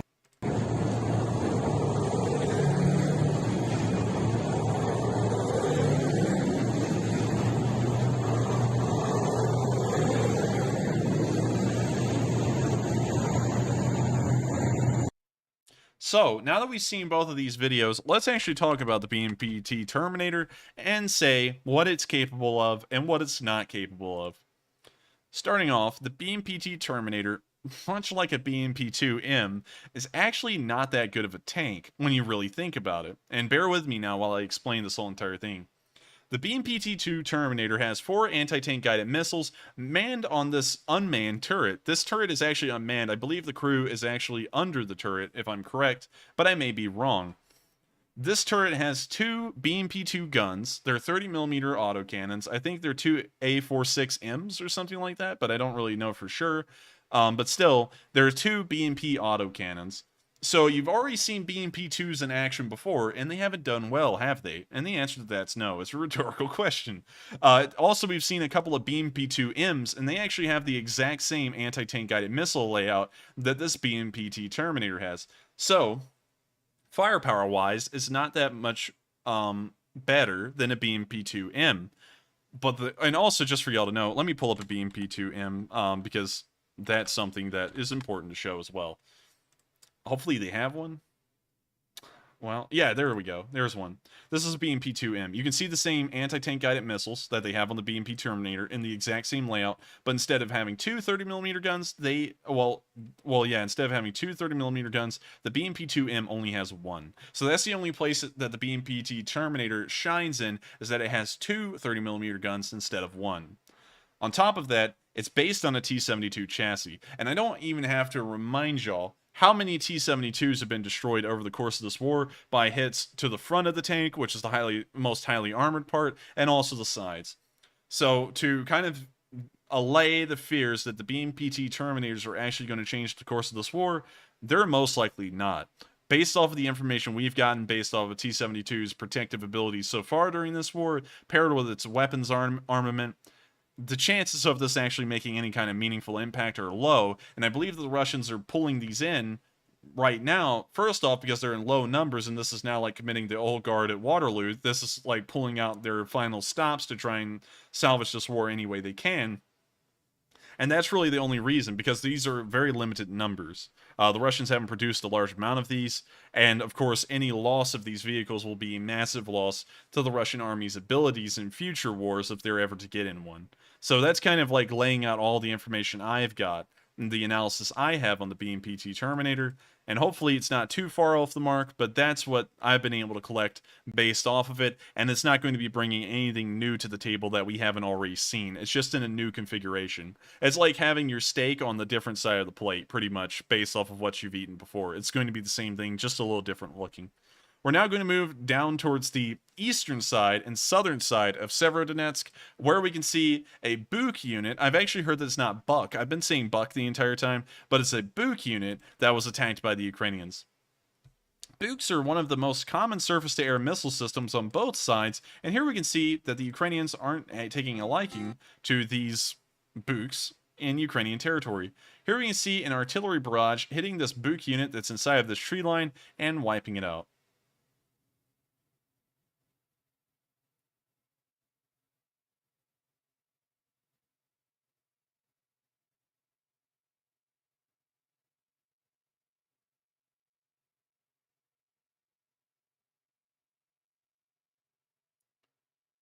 Here we can see the vehicles brewing up, and I've actually had someone say it's cooking off. I'm calling it brewing up. It's a British term, but I honestly like it a little bit better. But we can see the Buks brewing up here in the tree line, and of course it's a wonderful sight. This means that the Ukrainian Air Force will be able to operate more liberally in this area, considering that air defenses will be slightly weaker. Considering that most of this battery has been destroyed, I'm going to assume in this specific area it's going to be way weaker. So of course, great news for the Ukrainians, and they're doing incredible work once more.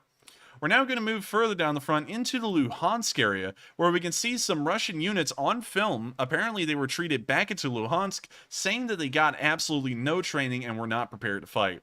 Unfortunately, I don't have a text-to-speech translation on this video, but I am going to play it so all my Ukrainian and Russian speakers here in the chat can hear what they're saying and can verify for everyone else. Unfortunately, I don't have a direct word-to-word translation to read off, but here's the video.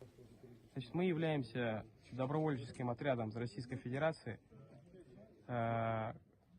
призванным, получается, оказать помощь действиям на территории Луганской Национальной Республики.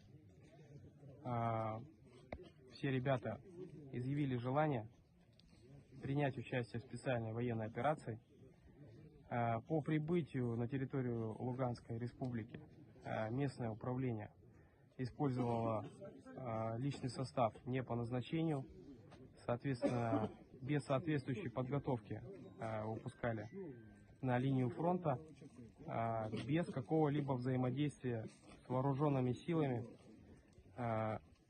Луганской Национальной Республики и Народной милиции в том числе. На данный момент мы вернулись на территорию Российской Федерации какой-либо помощи от руководства нет. Люди живут в разных регионах, в том числе на самых крайних ее отдалениях, скажем так. В том числе на Дальнем Востоке, Архангельская область, да. Курилы там или что у нас? Камчатка. Сахалин. Мурманск, да, там где. С разных сторон. Люди просто не за что ехать. В общем, скажем так, отправляли людей просто на убой, как. What's funny to me is that they're all gathered around like a bunch of goofs, and they're just like, we got no training, and we're sent to the front lines to fight, and so we just turned around and came back to Luhansk. That's not a good message to send to anyone around the world about your fighting force, is that they're actually saying, we got no training at all, and we were just sent straight to the front. Not good at all for the Russians. We're now going to move on to the next bit of news that was actually within the territory of Ukraine, where we can see that a large explosion occurred in Soledar today. We're not exactly sure if this was some kind of ammunition dump. Of course, we could take a look into that, but the explosion and the subsequent fire is incredibly large. Hopefully, this will not put the Ukrainian logistics in the area in jeopardy, but one can only hope that it wouldn't. The Ukrainians keep closed lips on their logistics situation, and nobody, not even including Ukrainian press officers, have any idea what the actual logistics situation is like for Ukraine. All we know is that they are supplying the equipment they've been given by the West to their units, and so as far as we're concerned, the logistical operations are running just fine. So with that, we're on to the next bit of news further down the Donbass into the Donetsk region itself, where in Orlivka today, we've once again seen Ukrainian Su-25s in action over the airspace. Here is the video.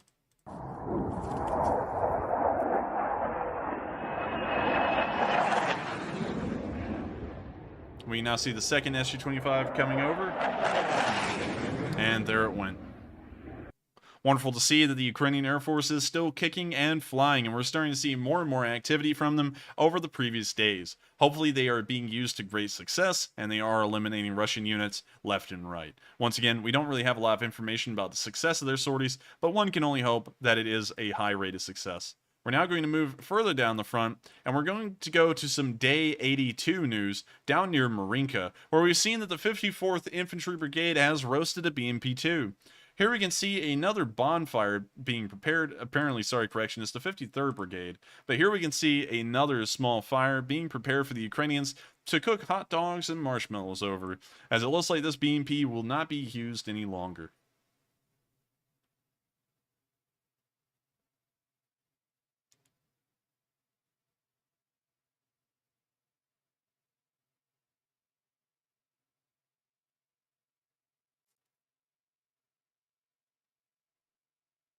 It's always good to see vehicles that have a Z painted on the side roasting, because first off, that gives us a pretty good idea that that one won't be used again. Second off, it gives us a good idea that the Russians will be having a massive insurance. Oh man, oh whatever. I'm forgetting that joke. I forgot the actual term.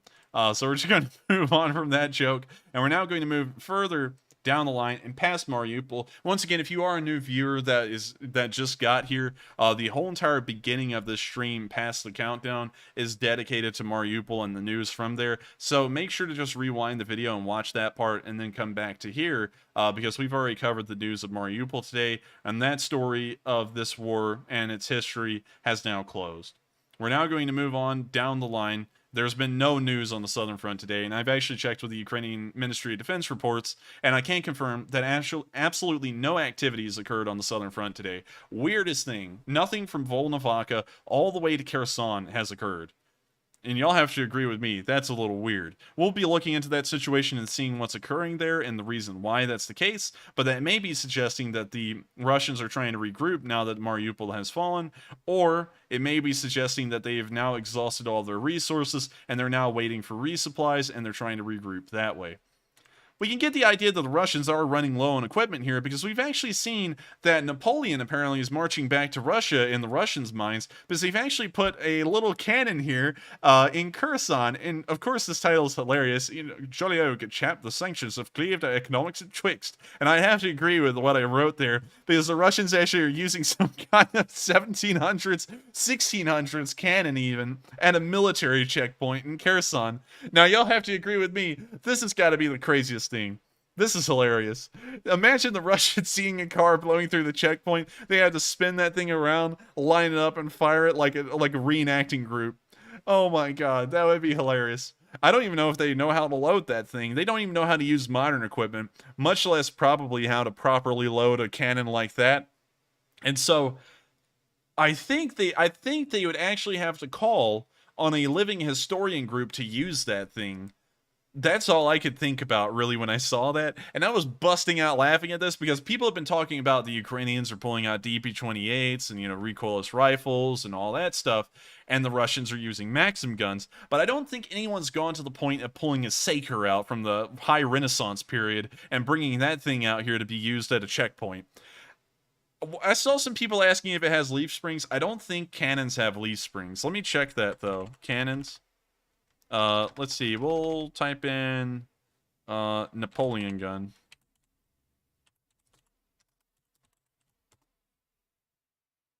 Let's see if this thing has leaf springs. No, it doesn't have leaf springs, sadly. In this particular model, it doesn't. But still, this has got to be the funniest thing I've ever seen. They pulled this thing straight out of a museum, and you know it. We're now going to move on to the next bit of news. While that's funny news, we don't really have exactly funny news coming out of Lviv again, because we've seen that missile strikes have occurred once more on day 82 here in Lviv.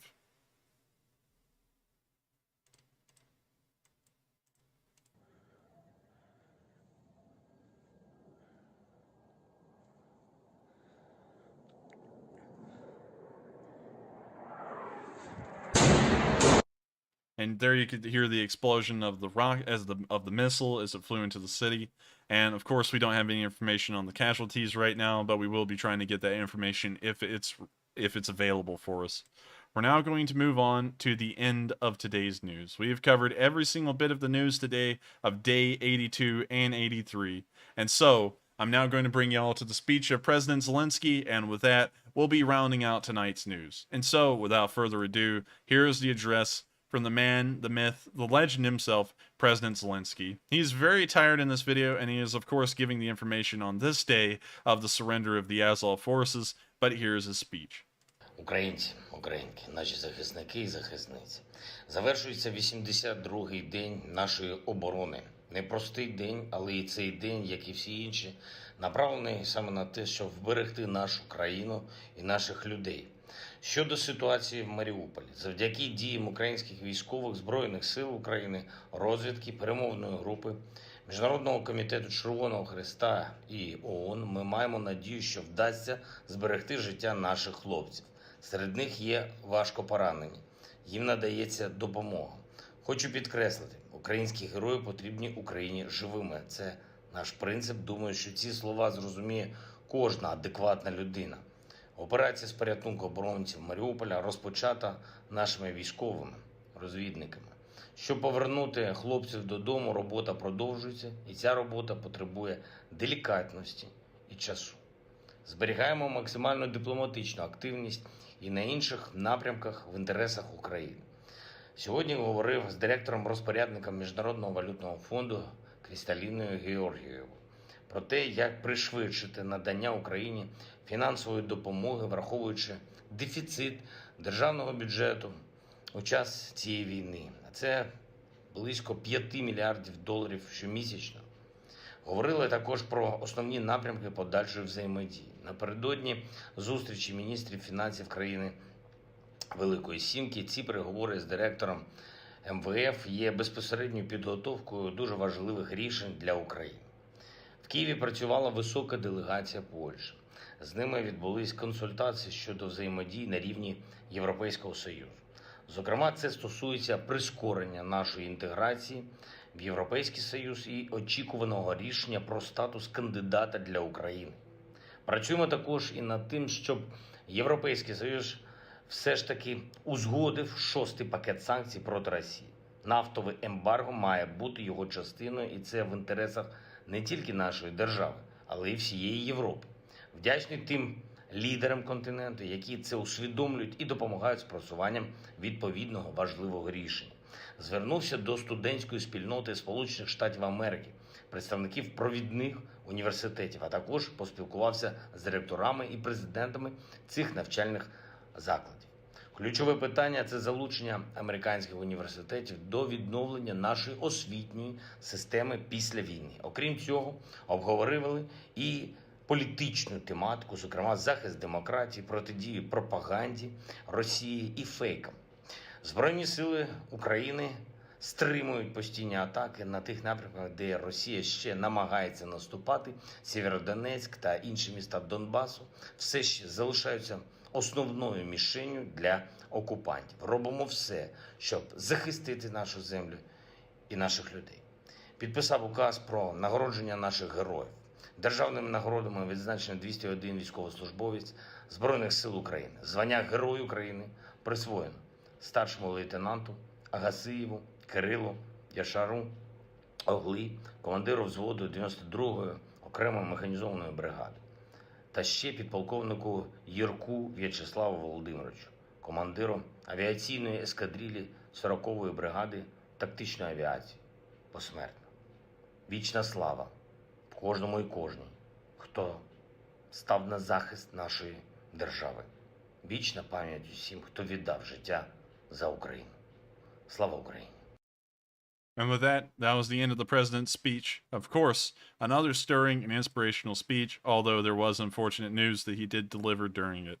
Once again, we all hope and pray that the defenders of Mariupol will get out of there just okay. We know that most of them have surrendered. Not all of them have made it out of the plant yet, but the first round of them did, and we do know that most of them will most likely follow in the surrender, considering that these orders were delivered by the high command of the Ukrainian military, and so these orders must be followed.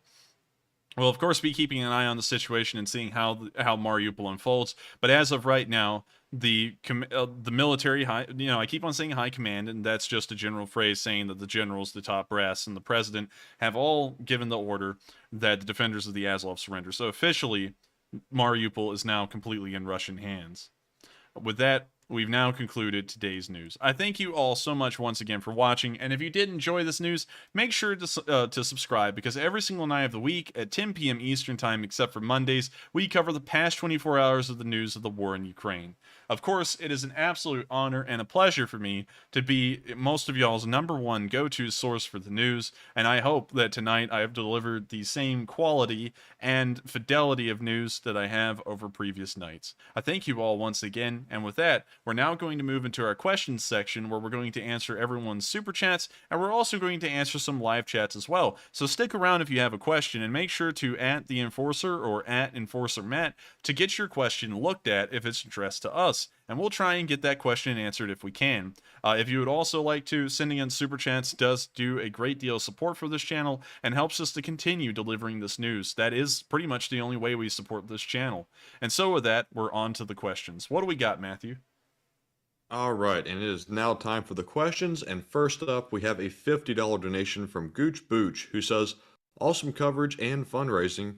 Have you done one for the displaced animals of Ukraine? Leaf Spring Army rules." Well, I thank you so much for the support, and to answer that question, yes, we have. We actually did run a fundraiser for the Humane Society International, which was helping out the displaced animals of Ukraine that were in, shelters and stuff like that. So to answer that question, yes, we did. And of course, that's one of the many fundraisers that I've done that I'm so proud to say we got a really good amount of support for. That one, I think, got around $12,000 of support, and that was very good to me. I was very happy to see that. And so I hope I answered that question, and I do thank you very much for the support and enjoying what our channel does. And with that, we're going to move on to the next question. And up next, we have a $20 donation from Tito McLovin, who is a longtime channel supporter, who says, "Why are folks so quick to beat on the Turks? In 2017, the Russians took a big gamble of selling S-400 missiles to a NATO country. Turkey may have took out one for the team and sacrificed the F-35 to obtain the S-400 tech for us." Well, I thank you very much for the support, but everyone hits on Turkey because Turkey's always doing Turkey things, if you know what I mean. Like, it's not trying to take a strike against them or anything, but their government's unstable. Really, the only way it has power changes is through coups. And I know that everyone's going to say, oh, man, but there was this one, like, actual election that happened, you know. But the thing is that they're always having a coup. It was just years ago, it seems. It wasn't too long ago that they had gone through another coup. And everyone was like, oh, God, what's happening in Turkey again? And so governmentally, they're unstable. The other thing about Turkey is that they do weird things that are kind of against everyone's interests. Like, Russia and the United States are kind of battling out a proxy war in Syria. While we've withdrawn all of our forces, the Russians are still there supporting Bashar al-Assad. And so the weird thing is that Turkey didn't pick America's side, you know, which is kind of NATO's side as a whole. They said, nah, we're going in there on our own. And then so they start pushing into Syria, and then they get involved in the mix. And everyone was like, well, what the hell are they doing? And no one really knows why they did it. They're just in there doing whatever they're doing. And so it's really weird, honestly. And so the Turks really do what they do.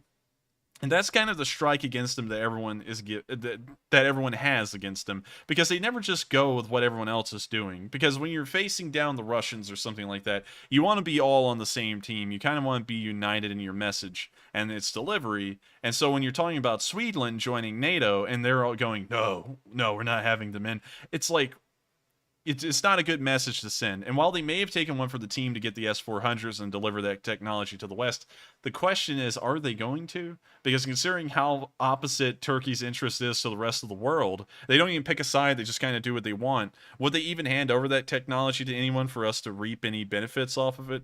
And that's very questionable. But I do thank you very much for the support. I hope you understand where I'm coming from, and I hope that answers the question pretty well. And kind of explains why I think a lot of people like take strikes against the Turks. Not a strike against the Turks in general. They have a very interesting history, you know, all the way from their times in Roman history, well, really all the way back to Greek history and Persian history, and all the way up till then, you know, with the Byzantines, the Ottomans, and now the modern day Turks. It's a very interesting country historically and culturally. But in terms of what they do in the modern world, they're a very questionable country. So I thank you very much for the support. I hope that does answer the question. And with that, we're on to the next one. So before we move on to the next one, I want to quickly thank everybody for their kind words in the comments. Thank you for all the compliments. We do read every single one of them, believe it or not, and it means a lot to us that people like the streams. We put a lot of work into it, and it's good to see that everybody enjoys it. And Enforcer, this is a question I'm seeing quite often in the chat. People want to know, where do you get your footage from? Well, of course, there's always a secret to the sauce, but I don't like to keep secrets. The answer is I get most of my videos off of Reddit or Twitter. Of course, I go to my own subreddits. I find like subreddits I like, and then I just go through and I use them for my specific news collection.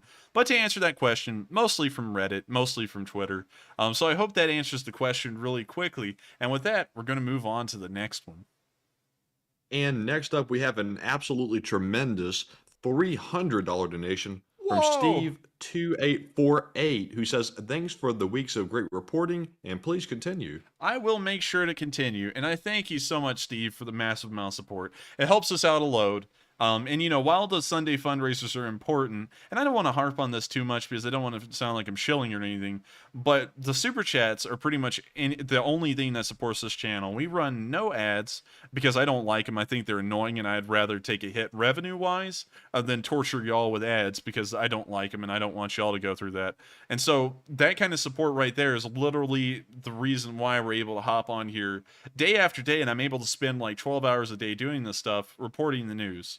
So I thank you so much for the support, Steve. That's a massive help. And I will make sure to continue on doing this work. And I thank you so much for enjoying the reporting I do so much that you would support us and make sure that we can keep on doing it. So I thank you very much once again. And with that, we're moving on to the next question.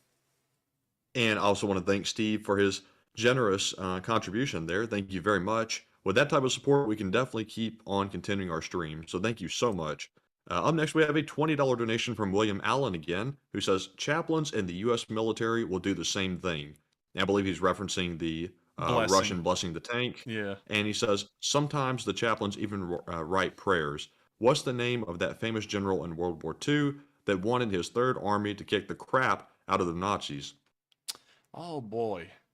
let me think. Oh man, I got a couple in my head, but I can't think of who it is. Commander of the Third Army, World War II. Oh my God. I was going to say Patton, but I didn't want to sound like an idiot because, of course, there was so many others. You know, there was like Omar Bradley, Eisenhower was the Supreme Allied Commander, but still, there were others, and I didn't want to sound like an idiot, but it was George Patton. So yes, he was the one who wanted his guys to go, do great work out there. But Patton's a little bit of a questionable figure, and I know that a lot of people hold him in high regard. And sure, he was an incredible general. And I do like his comments he made about the Soviets at the end of the war. You know, he was like, we're fighting the wrong people this entire time. And I think he was a visionary at that point. But at the same time, Patton was a little bit too much of a fanatic for my tastes. Some people didn't believe this, but it is actually true that Patton did kill a man with like a shovel or his bare fists in World War I because the guy refused to like dig an entrenchment. So you know, y'all think that him slapping the shell-shocked soldiers in World War II is a big deal. In World War I, he was much more full of piss and vinegar to the point he literally killed a man. So, you know, I mean, I can understand why people are like, you know, it's a war, you got to do stuff like that. But at the same time, killing people under your command is very similar to what the Russians do and just throwing their people out to dry and not really having any kind of sympathy or empathy for their own soldiers. I don't really like that, and I feel like that's a little out of touch. Also, it could be attributed that he was the reason for the Beskari massacre, which was one of the largest U.S.-led massacres of prisoners of war during World War II. And that's because he told his soldiers, go out there and kill them all, you know, even if they surrender, slaughter them. And then that's what led to that happening from what the historical accounts are. That's what led to those soldiers doing that. So while he was a great tactician, morally, very questionable figure. That's all I got to say. But the movie was great. If you're talking about the Patton movie, wonderful. So with that, I thank you so much for the support. And yes, to answer that question, it was the Third Army. And if Matthew would like to give any input on these, feel free, Matthew, because, we were talking about that the other day, and we're wanting to try and make Matthew a little bit more of an included figure and allow him to talk here and there during the streams. And I would on this one, but I'm actually swamped with the super chats and answering people's questions at the moment. So unfortunately, I'm going to have to bow out on that one. Oh, man. All right. That's fine. Well, anyways, I hope I answered that question pretty well. And yes, American pastors, I guess, preachers, whatever you like. Well, chaplains. Yes, that's the correct military term. The chaplains do stuff like that as well. But when you watch the Russians doing it, considering they're losing this bad, it looks that much. It's not really bad in the first place, trying to bless soldiers going to war. But when you watch the Russians do it, considering how, I guess you could say, ungodly their military operates, like it has no conventions of decency or humanity in it whatsoever. And then to see a priest bless a tank that'll probably blow away a Ukrainian family, it seems really weird when you look at it in that perspective, but I do understand what you're saying, and yes, we do that here in the United States. And so with that, I thank you so much for the support, and we're going to move on to the next question. And real quick, for everybody that is asking me about the merch, especially the limited edition runs, just to let you know that we are working on a limited edition run in the background. It does take quite some time to prepare that. And thank you to everybody who is sending in designs. Very helpful, and we appreciate everybody wanting to pitch in. It's a big help, and we appreciate it very much. Actually, so moving on to the next. Before we move on to the next one, Matthew, let's actually talk about this, and let's feel out the community here.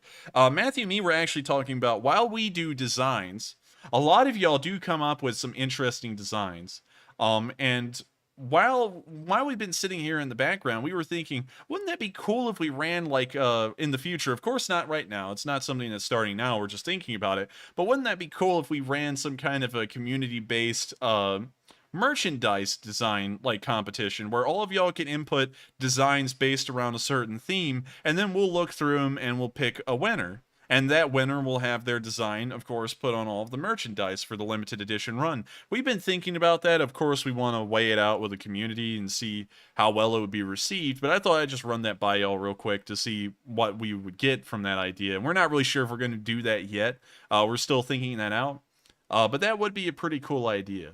And so with that, we're on to the next one. Okay, and next up, we have a $36 donation from Junebug72 and a $25 donation from John Boyer. and they both say, I love Ukraine and Slava Ukraine. Well, I thank you so much for the support, and I love Ukraine as well, and I wish them the best. Of course, the news of Mariupol was a little unfortunate today, and while it is sad, the Ukrainians are still doing pretty good. Also, another thing is that someone said, and I got to answer this one, Matthew, Dmitry Charlemagne, interesting name, said Patton was killed by the CIA, which is why the enforcer doesn't like Patton. That's not true. I know that Patton was, killed under questionable circumstances. Yes, and I think that was entirely revolving around the political situation with the Soviets at that point. And yeah, they may have killed him. It's a pretty reasonable assumption. A general being killed in a car crash, pretty much, is very questionable for a car to be driving like that in the first place with the general in it. So I do think that he was most likely killed by the CIA, but my entire thing of not liking him is based off of his World War I attributes and who he actually was as a person and not really as a commander. And, that's sometimes not really a great way to base people, because sometimes while they may be terrible people, they may be great leaders and have incredibly good skills. And so sometimes you do overlook that stuff, and I understand why they kept on putting him in higher up positions. But still, at the same time, he's a very questionable person. A lot of people say he's a disciplinarian, but what would you really like it if you were going through PTSD and a general came up to you and just started smacking the living daylights out of you? My answer would be no. And so I hope that a lot of people can kind of understand where I'm coming from. And that, then again, I'm not the only one, okay? I mean, my defense, I'm not the only person who thought that. The entire damn United States thought that when he did that. And that's why they had to go and put him in charge of the Ghost Army for a bit, because everyone hated him for a while because he would do that to two shell-shocked soldiers. So I'm not the only one. I know that he's been getting a lot of praise in the modern world, but back then he was still a highly controversial and questionable figure due to how he treated people, and folks back home didn't like that either. So I hope I've kind of addressed that a little bit, and with that, we're going to move on to the next question. All right, and next up, we have a $20 donation from Old Salty Squid, who says, the Darwin Awards commentary not only made me spit up my beer, but also made my sides hurt from laughing so hard. I look forward to the show every night. Keep up the great work, guys, and I really appreciate it. Well, I thank you very much for the support, and I do love that a lot of people do like my jokes. Sometimes I wonder if they do land well, and that's something I never really get a response from because I don't have a live audience. I can't hear people busting out laughing or anything, so I just make my jokes and I pray to God that they're good and they make people laugh and they kind of lighten up the situation a little bit, because I don't want to go through the news all night and make it all doom and gloom and put y'all in depression. While it is a war and it's a terrible thing, all of y'all want news, and I want to make sure that the news is palatable to y'all and that y'all can hear it without just going into absolute depressive episodes, which sometimes I feel like I'm almost going into because no one jokes to me when I'm watching these videos. But, I thank you very much for the support, and I am glad that you love that joke. Some jokes hit incredibly well with someone. I'm glad that one hit right on the mark for you. So thank you very much once again, and with that, we're moving on to the next question. And just for everybody mentioning about the merch, once again, just real quick, a lot of people are mentioning Mr. Lunchtime merch. Without giving away too much, all I can say is it's in the works. Stay tuned. Yeah, stay tuned. It's somewhere, but anyway, somewhere in the list. So we're moving on to the next question. So next up, we have a $20 donation from CYN945, who is a longtime channel viewer, and says, "Hi guys, and thanks for the news. Are there any more soldiers left in the Azovstal?" Yes, there are. Although I believe that they're just trying to get out of the Azovstal right now, we do know that there are still some there. Last we heard, which was around 3 weeks ago, there's around 2,000 defenders left. And today, 260 of them surrendered. And so there's still maybe a few hundred in there. I'm not really sure how many. We don't have an actual figure. But I do think that there are still some left, because there's no way... Well, there is a way, but I feel like it's highly unlikely that around 1,700 defenders got killed over the process of 3 weeks. That seems unlikely to me, but that is something that may have happened. I'm not really sure. We'll just have to wait and see. But there is still defenders left in there for sure, but they have been given the order to surrender. And so if they don't surrender, they're kind of up the creek without a paddle. The Ukrainians aren't going to help them if they refuse to surrender. So I hope that answers the question. And I do thank you very much for the support. And with that, we're on to the next question. And next up, let me recognize a $20 donation from Paul Smalzer. Thank you very much, Paul, for your donation. He doesn't leave a comment, but we appreciate the support. And up next, we have a $20 donation from a channel regular, Bass Girl, who says, do you think the defenders of Azov will be executed since Russia has zero respect for Ukraine? Thank you and Matt for your beautiful tribute to the brave men and women of the Azov. Y'all are a class act. Well, I thank you very much for the support, and I am glad that you did enjoy that video. It actually took me around 3 hours to make today, and so it actually took me a decent amount of effort that I was actually planning on putting into the video that's supposed to be coming out, which, like, I'm not even going to get into that, but it was supposed to be time to make the video, and then I made that one because this news was huge, and I felt like they deserve some kind of a credit here on this channel for what they've been doing, and considering that I've been praising them so much, I felt like it was worth it. So I'm glad that you did enjoy that decent amount of work that I put in extra today to make sure that they were honored for their sacrifice and their courage and bravery. And also, thank you very much for saying we are a class act. I try and keep things as classy as possible, my cussing as low as possible, keeping a little bit of wit in it while reporting the most accurate news I can. Every once in a while, you know, and I don't mean to defend myself or blow my own whistle here or anything, but every once in a while people come through here and they say I have no idea what I'm talking about. And that kind of does grate on me a little bit, because you sit there and think about it, you're like, what if I don't?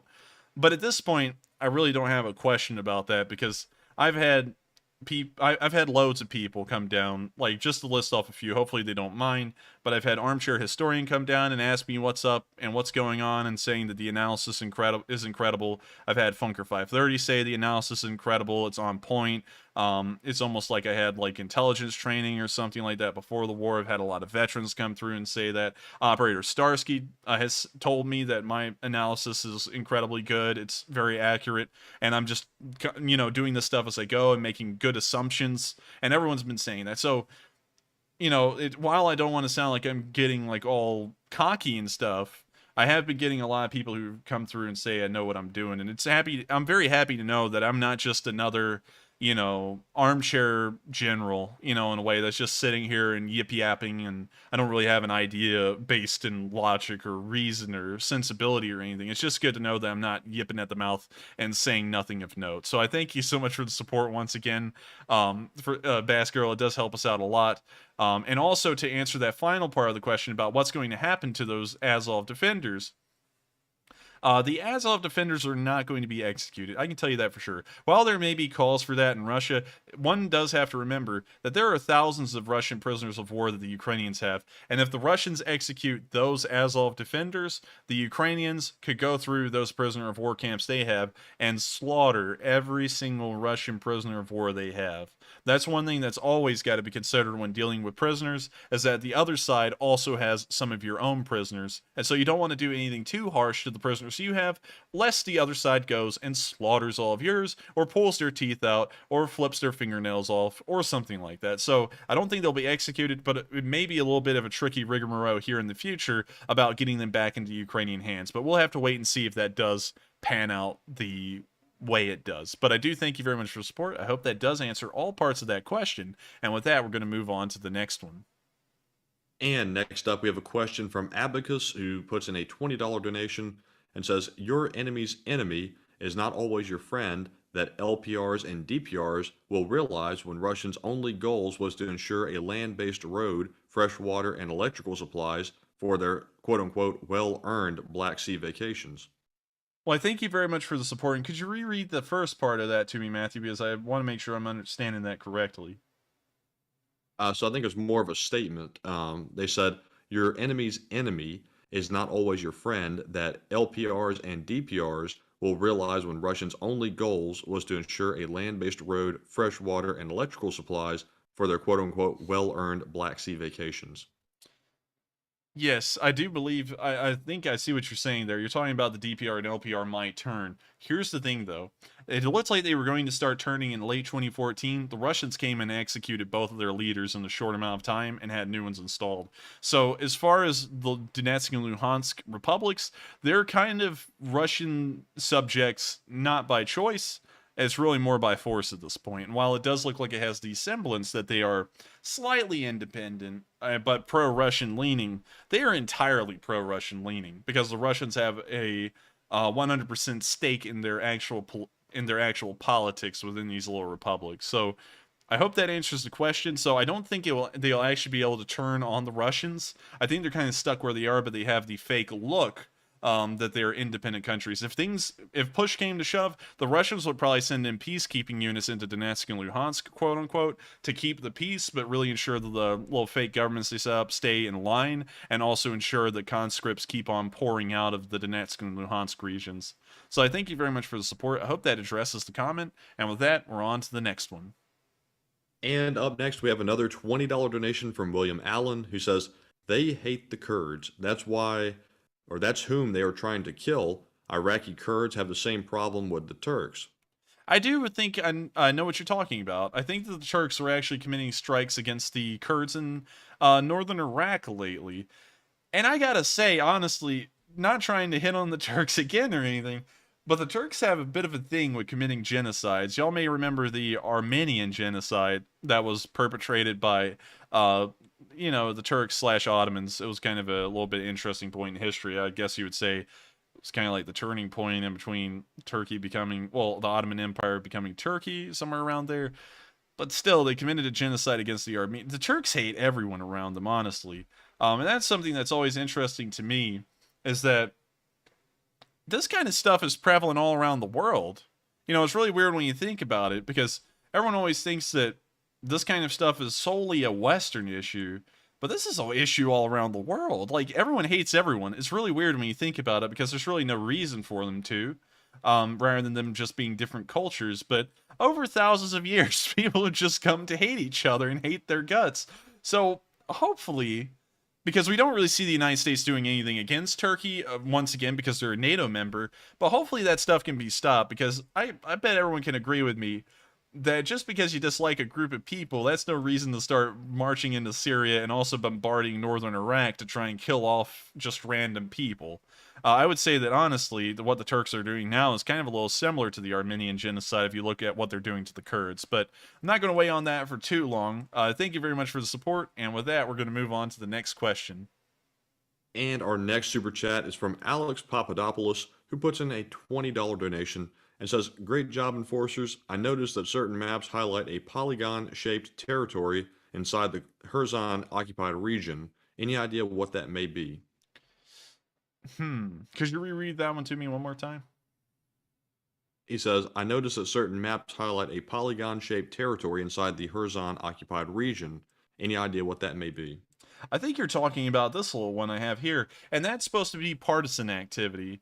We know that there may be partisans operating behind the lines, but we don't get a lot of information on them. So we just have like this general area that we're assuming these partisans operate and kind of like thrive in. So on my map, it's actually more in the Zaporizhia Oblast, but I think that it's actually kind of shifted, or there may be a new one in the Kherson Oblast as well, although I haven't been able to confirm that, so I don't have that on my map. But I thank you very much for the support, and I hope that does answer the question in a way. And with that, we're going to move on to the next one. And next up, we have one from Alex Shulikov, who puts in a $20 donation and says, Russia won't torture. Oh, he meant to say torture. They will do it by the book. Truth will come out eventually. It took 20 to 50 years for the truth to come out about World War II.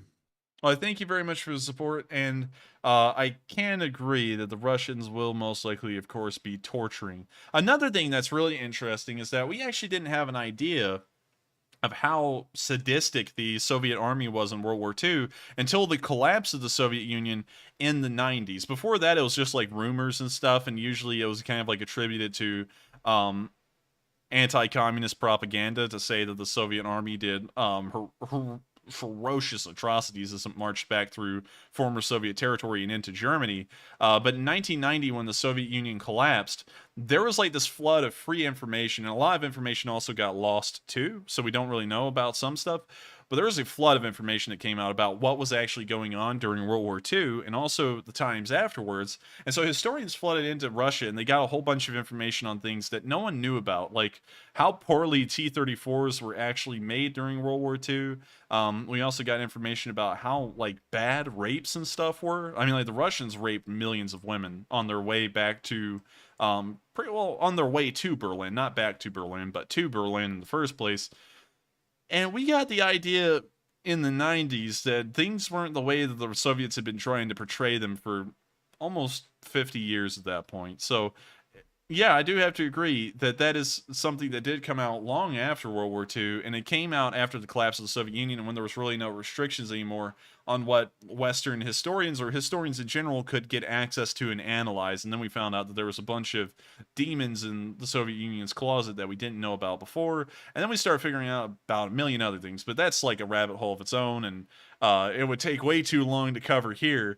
But I do thank you very much for the support, and I do think the truth will eventually come out about what the Russians are doing to interned Ukrainians, either civilians or military. But I do thank you very much for the support. I hope that does address the comment in a way. And with that, we're going to move on to the next one.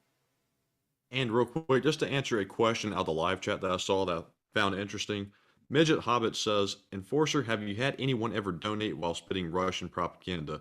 And actually, yes, at the beginning of the stream, we had a user on here, I think that went by the username Feral, that put in like an $18 super chat and said some very horrible, nasty things about Ukraine and the people about Ukraine. And I don't even understand the logic behind that because they put in literally a $20 donation just to say some nasty stuff about Ukraine. I don't even understand what their thoughts were on that. Me either. I actually remember that. That was a pretty good while ago, wasn't it? Yeah, I was like at the beginning of the stream, I think. Yeah, that was a long time ago. But yeah, we've had some people come through. And you know, then every once in a while we kind of have like the passive aggressive person who will send in the super chat and then they'll like question everything I say. Like, you know, like we'll have a super chat where they're like, hey, thank you very much for the job, but wouldn't you agree with me that the Azov defenders are a bunch of dogs and they kill civilians and rape women and like drink blood and stuff? And I'll be like, you know, it's not really, it's giving me like support. It's kind of like passive aggressive in a way, but we've had super chats like that before, and it's really weird to go about them. Either, you know, like with pro-Russian ones all out, we just kind of like ignore those. But with the passive aggressive ones, it's really weird to address them. But yes, we have had those in the past. So I thank you very much for the support. And with that, we're going to move on to the next. Well, actually, not the support. That's just answering a question from the live chat. Hell, I get so used to saying that I just kind of say that out of reflex sometimes. Sorry about that, y'all. But I hope that answers just a question. And with that, we're going to move on to the next one. Okay, and next up, we have an $18 donation from Junebug72 again, who says, Glory to Ukraine, glory to the heroes, gratitude and prayers for the defenders of Mariupol, for exchanges to happen soon, freedom from Russian territory as well, and prayers for Ukraine.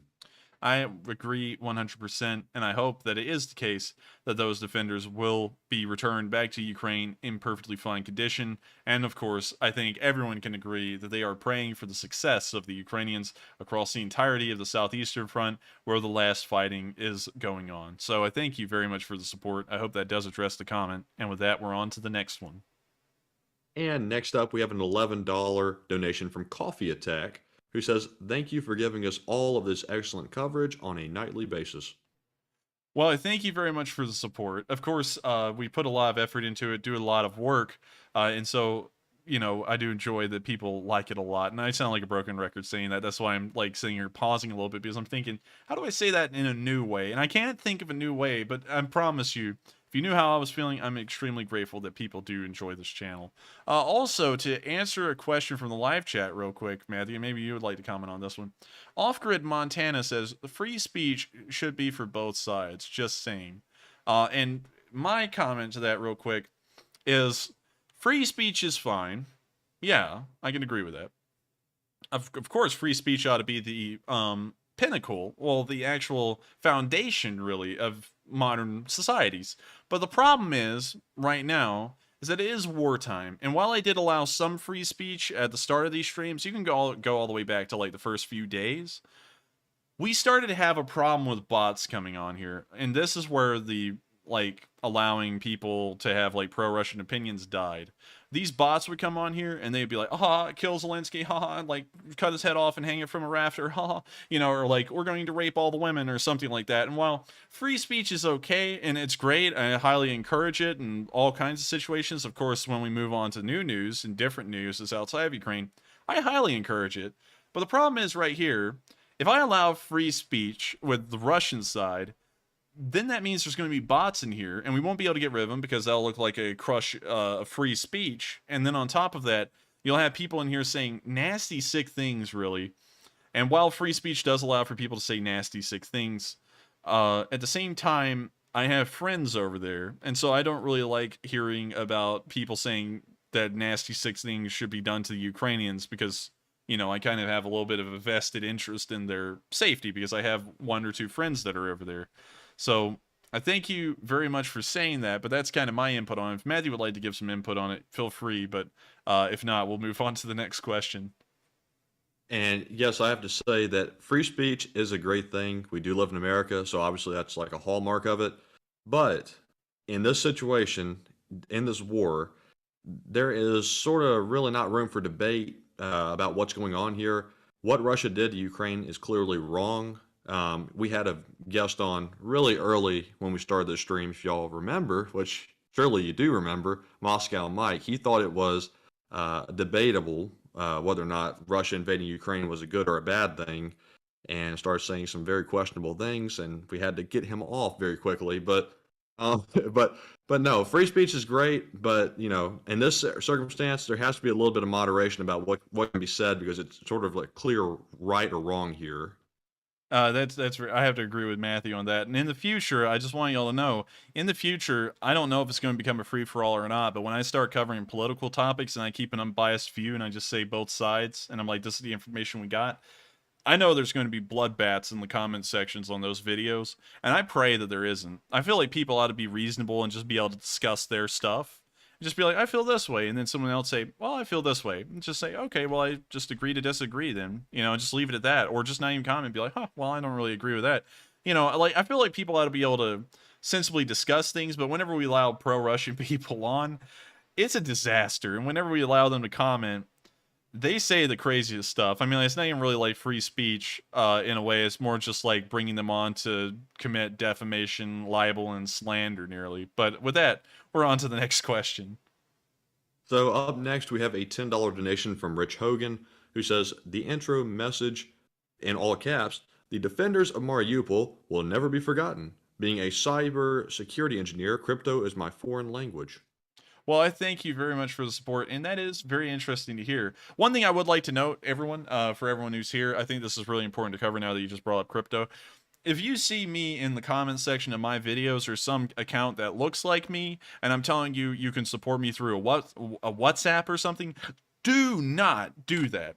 I do not accept support through WhatsApp. I do not accept support outside of YouTube Super Chats. I want to make sure that y'all have this safe, like y'all are 100% safe and not getting scammed. And that kind of stuff is incredibly questionable, and so I never do that kind of stuff. So make sure that if you ever see an account in the comments section, because I read all of them, I eventually get to them and shut them down. But if I'm talking about go invest in some kind of weird cryptocurrency or support me through WhatsApp, do not click on that. It is a scam, and it's someone impersonating me and trying to rip y'all off. So don't do that. If you want to support me, send in a super chat. There's also super things. You can support the channel through that once the video's over. But do not, for the love of God, ever go to WhatsApp or anything like that. I saw something like that the other day, and I keep on seeing this weird comment thread where someone will be down there like, dude, like unicorn coin is the way to go. And then you'll see like 8 comments from the same accounts over and over. Yes, unicorn coin. Like, and I'm like, what are they trying to do? Are they scamming people in my comment section? But anyways, I just want y'all to know that. And I do thank you very much for the support. And it is wonderful to hear that you do work in cybersecurity and you are in crypto in a serious way. And I'm sorry, I didn't want to make it sound like I'm thinking you're a scammer. It's just that once again, like, flew through my head, and I had PTSD of looking at that comment, freaking out, thinking people may have been scammed by it. But I do thank you very much for the support. And with that, we're moving on to the next question. And also, we'll never be offering NFTs either. So if you see somebody trying to offer you a digital thing, NFT, that's not us either. So don't fool with it. So up next, we have a $10 donation from Ryan Hill, who says, what are the red shaded areas west of Mariupol on the map? The clear shaded areas west of Mariupol, or the red shaded area. Red shaded area. Oh yeah. This is the partisan activity field. I know I don't have that labeled in the legend up here because I actually do have a legend right here that you can read. But that's a little partisan activity area. That's where we suspect that there's a decent amount of pretty much partisan activity. So I thank you very much for the support. I hope that answers the question. And with that, we're on to the next one. And up next, we have another $10 donation from Rich Hogan, who says, and of course, keep up the good work. Even though today is difficult, your reporting of the news is crucial toward preserving the truth of Ukraine's fight. Slava Ukraine. Well, I thank you very much for the support, and I am glad that you do enjoy what we do here on this channel. Something that was interesting to me, and of course I got on the fence after the Azov did the unthinkable, and they actually held back the Russians after they breached the perimeter for forever, it seemed. But I actually did think that Mariupol would eventually fall, and I know I said that on stream before, and people were like, "No, don't say that." And I had a lot of people, not like dogging on them, but like I had a lot of people come through and say, "Oh, there's like a way they can get out. They can just like break through and like, reach the Ukrainian lines."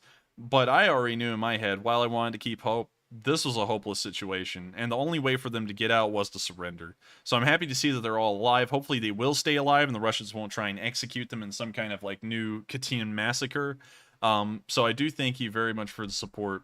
And yes, it was a little bit of a difficult day covering the news. Usually we don't have very solemn and unfortunate news to cover, but that was one of the things that I felt like today deserved a lot of attention and a lot of honor for what happened there. And so with that, I thank you very much for the support, and we're going to move on to the next question. And up next, we have a $10 donation from IT Guy who says, "What do you think will happen with the Azovstal prisoners? Today, a Russian lawmaker is calling for the death penalty to them. I pray that it's not going to happen." I thank you very much for the support, and I've kind of answered that question a little bit earlier. I don't think they'll be getting the death penalty. They will not be executed because the Ukrainians could, of course, execute the Russian prisoners. It's kind of like a reciprocating thing. If you kill Ukraine's prisoners, they're going to kill yours. So they're not going to do that. They may be tortured a little bit. They may be beat up, but by and large, an agreement was reached that those defenders would eventually make it back into Ukrainian hands in some kind of prisoner exchange, and I do think that's most likely what's going to happen. So, as far as that information goes, I think that they're generally going to be okay, but that's just my assumption, and I could be wrong. So keep that in mind, but I do thank you for the support, and I hope that does answer the question. And with that, we're on to the next one. And up next, we have a $10 donation from 21 Grams, who says, "Time for the chat to say which country they're from, and a show of support to Ukraine." Oh no, Matthew's job just became a million times more difficult because the chat's going to go 1,000 miles an hour. But yes, if everyone would like to say what country they're from, please feel free. But also another thing, just to address, because I know that I did say some stuff and it seems like it's wild a little bit of feathers. Someone said, "Not sure you can label speech you consider to be hate speech is immoral. Hate speech in itself is a subjective term." And while I'm not a big fan at all really of suppressing free speech, one has to remember that this is a wartime.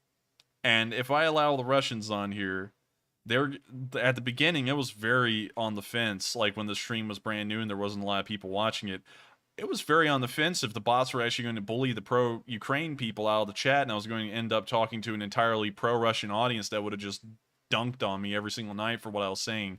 So one does have to remember that this is a bit of a special circumstance, and usually wartime does create emergency situations where things like free speech are overlooked. If you remember, in the United States in World War I, it was what was it, Matthew? It was the something v. Schnecht case, wasn't it? I can't remember. Well, there was a Supreme Court case back in World War I, just for you to know, Michael Foley, where the United States Supreme Court said that rights can be suppressed during wartime. And while the United States isn't in wartime, Ukraine is, and I am a pro-Ukrainian channel, and so I do, and I'll make it clear, I do shut down pro-Russian commenters. If you're pro-Russian, you really don't have a place here. You just piss people off, and I don't like it. And on top of that, I have Ukrainian friends, so I don't want to hear people saying we're going to slaughter them like dogs, because while people can't have free speech, I have friends over there, and this is kind of like, in a way, coming into my house and taking a dump on my carpet, if someone was to say something like that. But it won't be like that when we go into stuff in the future. So I hope that answers the question. And with that, on to the next one.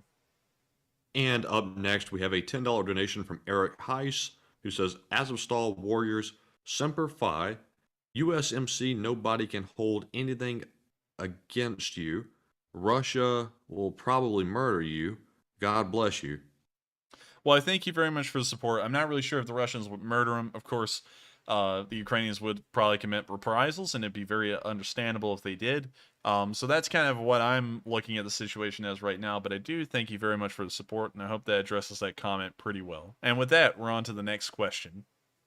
And next up, Alan puts in a $10 donation and says, "I worry about the Azov troops. The brigade was staunchly neo-Nazis in the beginning, but the extremists bailed after about 3 months founding it. Do you think that the POWs will be terminated because of this? I don't think they will. Once again, touching back on the reprisals thing, if you kill them, the Ukrainians will kill your prisoners. So I don't think they'll be apt to do that anytime soon. So I hope that answers the question, and I thank you very much for the support. And with that, we're on to the next one. And next up, we have a $10 donation from a random trip who says, the enforcer, Ronnie from Funker 530 channel, said a week ago that the Azovstal plant's tunnels have different levels of tunnels, top of one another, tunnels maze and hard to clear them. Yes, that is true. Tunnels usually are at different levels. That's normal in most mines, as a matter of fact. I'm not really sure if these tunnels were left over from a mine. I don't know why they were there. But that is true that the tunnels did cross over each other, and it was kind of like a maze. But at the same time, it is a little bit questionable if they would be hard to clear. Because we saw that the Azov was actually holding their ground pretty well, and they may have been keeping the Russians kind of within the tunnels somewhat. But I do thank you very much for the support. And Ronnie is correct. Yes, the tunnels are intersecting, and they are a maze down there. So I thank you very much for the support. I hope that does address the comment. And with that, we're going to move on to the next question. And up next, we have an $8 donation from Monsieur Lunchtime. Very cool username, by the way, who says, it makes 0 sense for the unwounded to surrender, as we aren't afraid of retributions. We can kill POWs, they can't, and we know ours will come home after the war. Do you think Ukraine fell for it? No. I don't think they fell for it. You gotta one thing everyone's got to understand is that while Ukraine is the good guys in this war, there's nothing stopping them from slaughtering thousands of Russian prisoners if they need to. I mean, and I don't know why anyone would damn them for it, really, when you think about it. Because if all those Azov defenders surrendered under the guarantee that they would be pretty much allowed to go back into Ukraine, and there would be some kind of prisoner exchange, and then the Russians killed them, hell, I would go, well, I mean, no, I won't say that, but I would understand 100% if the Ukrainians just walked into their prisoner of war camps and just got a machine gun and started hosing down the cells. Because at that point, the whole entire agreement has been violated, and there's no reason for the Ukrainians to hold any quarter with any prisoners they capture. At that point, I think the Ukrainians would send out some kind of general order saying that if Russians surrender, execute them on sight. Because at that point, you can't have any kind of agreement with the Russians. So I hope that answers the question, Mr. Lunchtime, and I do thank you very much for the support. And with that, we're on to the next question. And up next, we have an $8 donation from RDY4THDLL, who says, Hal Sparks highlighted that video today too, the one of the retired Russian military guy on Russia Today. Hope his family will be safe after that appearance, and I'm referring to the retired colonel. Yes, I can agree. And I haven't heard about that video being on the stream, the other one, but I can agree that it's been making the rounds for sure, because that's something showing that even on state TV, there's now dissenting voices that are saying the obvious. Also, another thing, I hope I answered that question, by the way, but we're going to move on to something else from the Enforcer fan. And this is something that I think needs to be harped on a lot, because they do have a point, but there is a counter to it. Enforcer fan, by the way, great name, says there are laws against executing POWs in Ukraine. They are not going to execute the Russian POWs, even if their people are executed. They will be prosecuted for their war crimes. That's good. But the thing is that laws only exist on paper. Laws aren't like a magical binding thing that stop you from doing something, because if that was the case, there wouldn't be any robberies, because there's laws against theft and stuff and robbery, but yet there's still robbery. So I think, honestly, if the Russians did execute the prisoners, while the Ukrainians may have a law, the Ukrainians are just going to say to hell with it and execute the prisoners, because that would be the only thing to do, because the Russians knew that the Ukrainians were never going to execute the prisoners.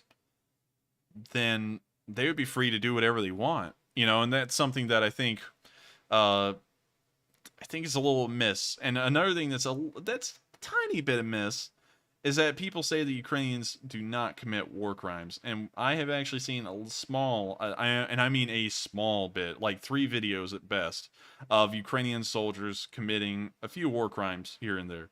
I'm not going to go into too much detail, but still, the Ukrainians can't commit reprisals. Just I want that to be known. If a country completely bound itself to the rules that it's laid out, and in a situation where those rules were obviously broken by the other side and they never broke them themselves, the other side has nothing to fear from them because there would be no reprisals for anything that they did. That's kind of like that would be like saying the United States would never join in the war even if the Russians used a tactical nuke. Then they would just use one. Even with us threatening them, because we never actually do it.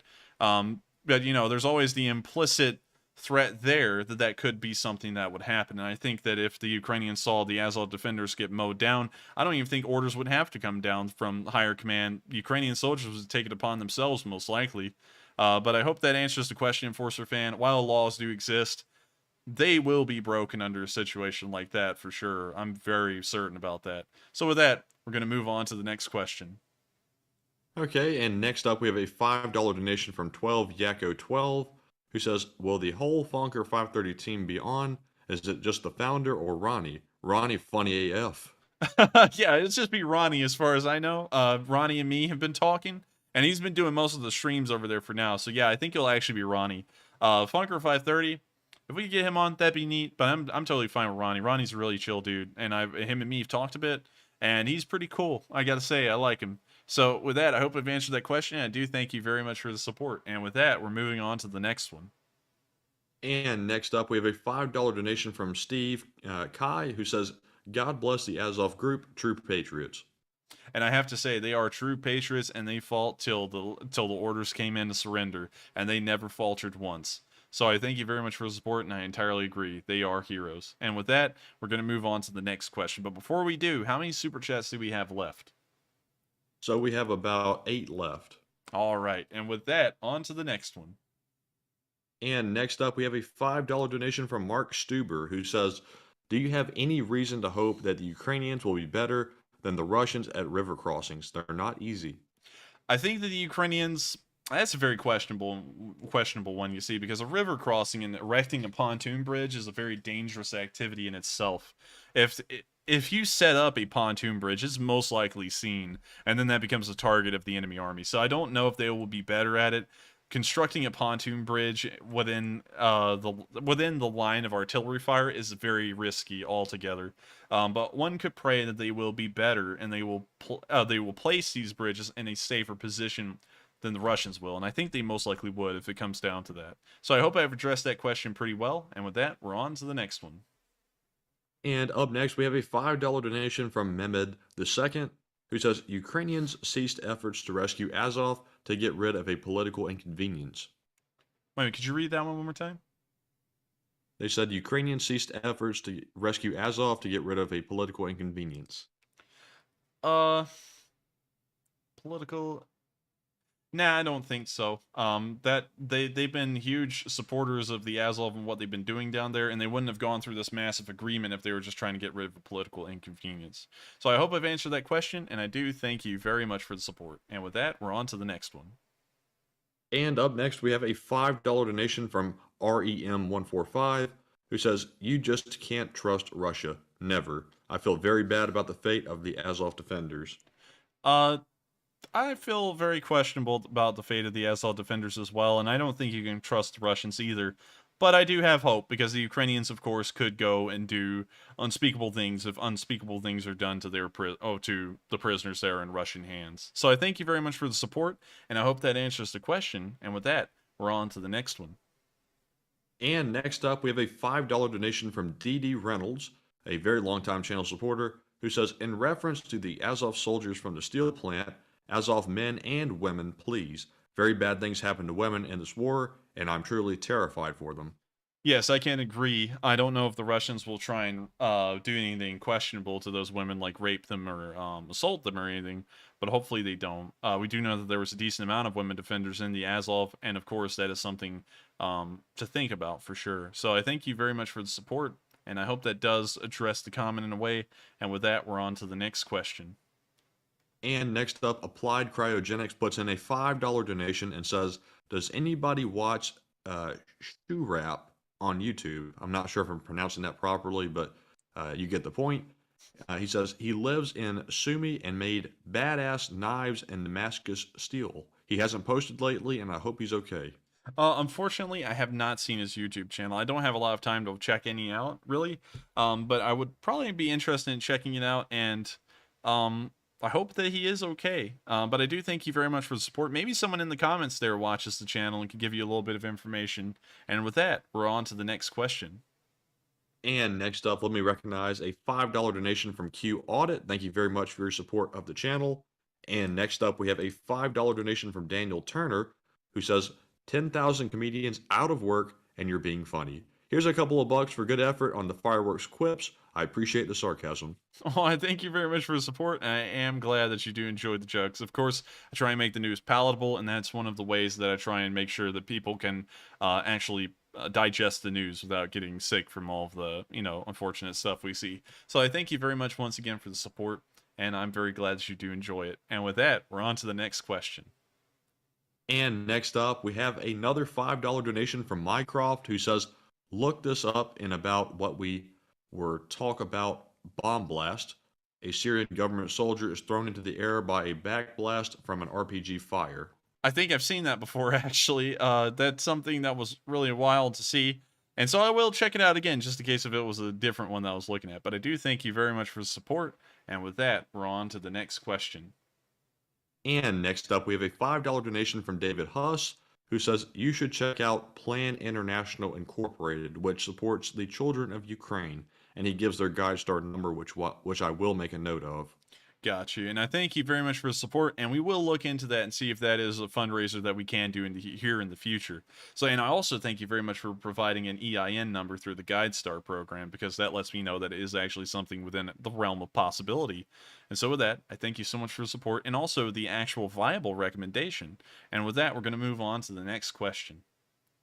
And up next, we have one from Potato Head Music Studios, who puts in a $5 donation and says, Mr. Enforcer, could you please suggest a way out for me? Thank you, President Potato Head. Way out from where?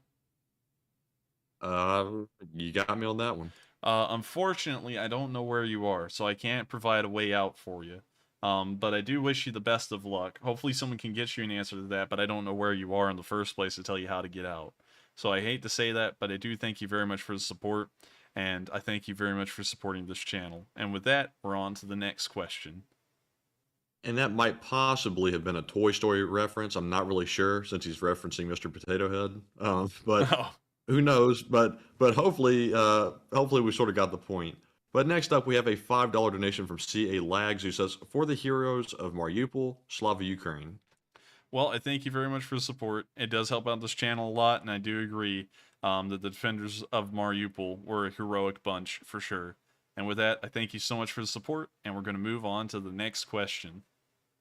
And next up, we have a $5 donation from Suzanne B., who says, with the troops out of Mariupol, do you think the Ukrainians might push harder down because they have to worry about harming their own people? I'm not really sure about that one. I think... could you reread that one to me again real quick, Matthew? They said, with the troops out of Mariupol, do you think the Ukrainians might push harder down because they have no worry about harming their own people? Oh, I mean, like, if they wanted to do that, there's so much distance. There's like 30 miles of the closest in between the front line and Mariupol. So they had no worry of pushing down and harming their own troops in the first place. So I'm not really sure about that. They may try to, but I don't really think that was dependent on the situation in Mariupol as of right now. So I thank you very much for the support, and I hope that does answer the question. And with that, we're on to the next one. And up next, we have a $5 donation from C.A. Lags, who says, ask Moscow Mike to design the merch so we can vote it down. Well, thank you very much for the support, and I think that's a pretty solid idea. So I'll keep that in mind, and I do thank you once again, C.A. Lags, for the continued support. It does help us out a lot. And with that, we're on to the next question. And next up, we have a $5 donation from Honest M, a longtime channel supporter, who says, you cannot fit Mr. Lunchtime on a piece of merch. This is a logistical nightmare. Well, thank you very much for the support. And yeah, that's a pretty good one. I like that. That'll be a challenge for Matthew for sure. If we're actually looking at that, we're thinking about that still. And so I thank you very much for support and also the good joke. And with that, we're on to the next question. And we have another $5 super chat from Dee Dee Reynolds, who says, can we please take a moment of silence including chat for the Ukrainians who have been murdered by Russian soldiers and separatists. Slava Ukraine. Slava Ukraine, and I will be doing that, but I don't want to do that too much because I feel like moments of silence are an incredibly important thing and should be used very seldomly. And I think I would actually do that on the victory stream here when Ukraine wins the war and run probably like a minute silence then. Because I feel like I don't want to honor all of them yet. I want to honor all of them when the last man is fallen, if you see what I'm saying. So I thank you very much for the support. I hope that does address the comment. And with that, we're on to the next question. And next up, we have a $4 donation from Mr. Rondalco, who says, stumbled across the stream on day 19. I have watched every single night. Thanks for everything. No problem at all. And of course, it's always a pleasure to know that a lot of people do enjoy this news. So I thank you so much for the support once again. It does mean a lot to us and it does help us to run this channel. And with that, we're on to the next question. And next up, we just had a super chat come in from a very long-time channel supporter, VC Skyman, who says, there is evidence that the mines were removed and traitors were involved that allowed the Russian army to walk out of Crimea. The bridges should have been destroyed and the roads should have had mines. That is true, but one thing that you have to remember is that Ukraine wasn't ready for war on February 24th. No one was really sure if it was going to be happening or not in the Ukrainian high command, and so destroying the bridges would have been a little preemptive. But the mines side of things, yes. I haven't been able to get information yet to confirm, and I'm always trying to look for it, but I've never been able to find it, about the mines being removed for sure, but I do believe that they most likely were. That's been said a lot, and so I have to assume that that's some kind of truthful information out there somewhere. And I do think, for sure, that definitely led to the Russians being able to advance into the southern area much quicker than normal. So thank you very much for the support, BC Skyman. I hope that does address the question. And with that, we're on to the next one. And next up, let me recognize a $2 super chat from Ike PGH. Thank you very much for your support of the channel. And our final super chat of the night goes to Al Annie Anas, who puts in a $4 donation and says, Ukraine will not kill the Russian POWs. They will just not take any new ones if it goes that way. Well, I thank you very much for the support, and that may be a direction that it will go in, is that they just execute prisoners if they do surrender. So I thank you very much for the support, and I hope that does address the comment in a way. I can agree with it. And with that, due to a press in time tonight, because we're having a little bit of problems here on our end, we have to get up incredibly early tomorrow. We're not going to answer 3 live chat questions tonight. We're only going to answer 2. So I'm sorry about that, y'all, but I hope that y'all understand we got some stuff going on here on our end, and we're trying to end the stream a little bit early, make sure it doesn't drag on too long. So with that, on to the first question. So first question we have is from John S., who says, Enforcer, is Russia in a position where they are more likely to concede to demands other countries make in exchange for concessions or sanction relief? Yes, that was the whole point of the sanctions, and so I do believe that they will be in that position here very soon. So I hope that answers the question, and I do thank you for asking. It's a pretty good one. I'm sorry I'm giving a little bit of a quick one, but we've got a lot ahead of us tomorrow due to some unforeseen circumstances. So with that, we're on to the last question of the night. And the last question of the night goes to Buddy Rojek, who puts in a pretty interesting and unusual question and says, Enforcer, the use of eastern brown snakes dropped behind enemy lines with Ukrainian hospitals stocked with antivenom, is this illegal under the Geneva Convention? And before Enforcer answers, Buddy, I will say that I think if you drop some eastern brown snakes out of the back of a plane, if that's what you're referencing, I think those snakes would be pretty good and dead by the time they hit the ground. But go ahead, Enforcer. Yeah, I was thinking that too. I was like, golly, I was like, they'd probably be dead. Or they'd be slithering around the ground with a little tiny napkin parachute attached to them, one or the other. But yeah, I don't really know about that. I'm not sure if that'd be a war crime or not. I wouldn't think so, because just dropping animals out of the back of a plane and then they just passively bite someone, I don't feel like that'd be too big of an issue. But I don't really know. So I hope I've answered that question, and I hate to say this, but that is going to be the end of tonight's news. And the end of the question segment as well. So I thank you all so much for watching. If you are new to this channel, make sure to like, comment, and subscribe. We do run these streams every single night at 10 p.m. Eastern Time, covering the past day's events, and we do that every day of the week except for Mondays. So I thank you all so much once again for watching. I hope you all have enjoyed this news tonight, and I hope to see y'all again tomorrow night to cover the day 84 news. We'll just be about 5 days away. Well, really just less than that. Yeah. No, we'll be 5 days away nearly from an entire 3 months of the war in Ukraine and 3 months of Ukraine's defense. I thank you all so much, and I'll see y'all all tomorrow. Good night, and take care.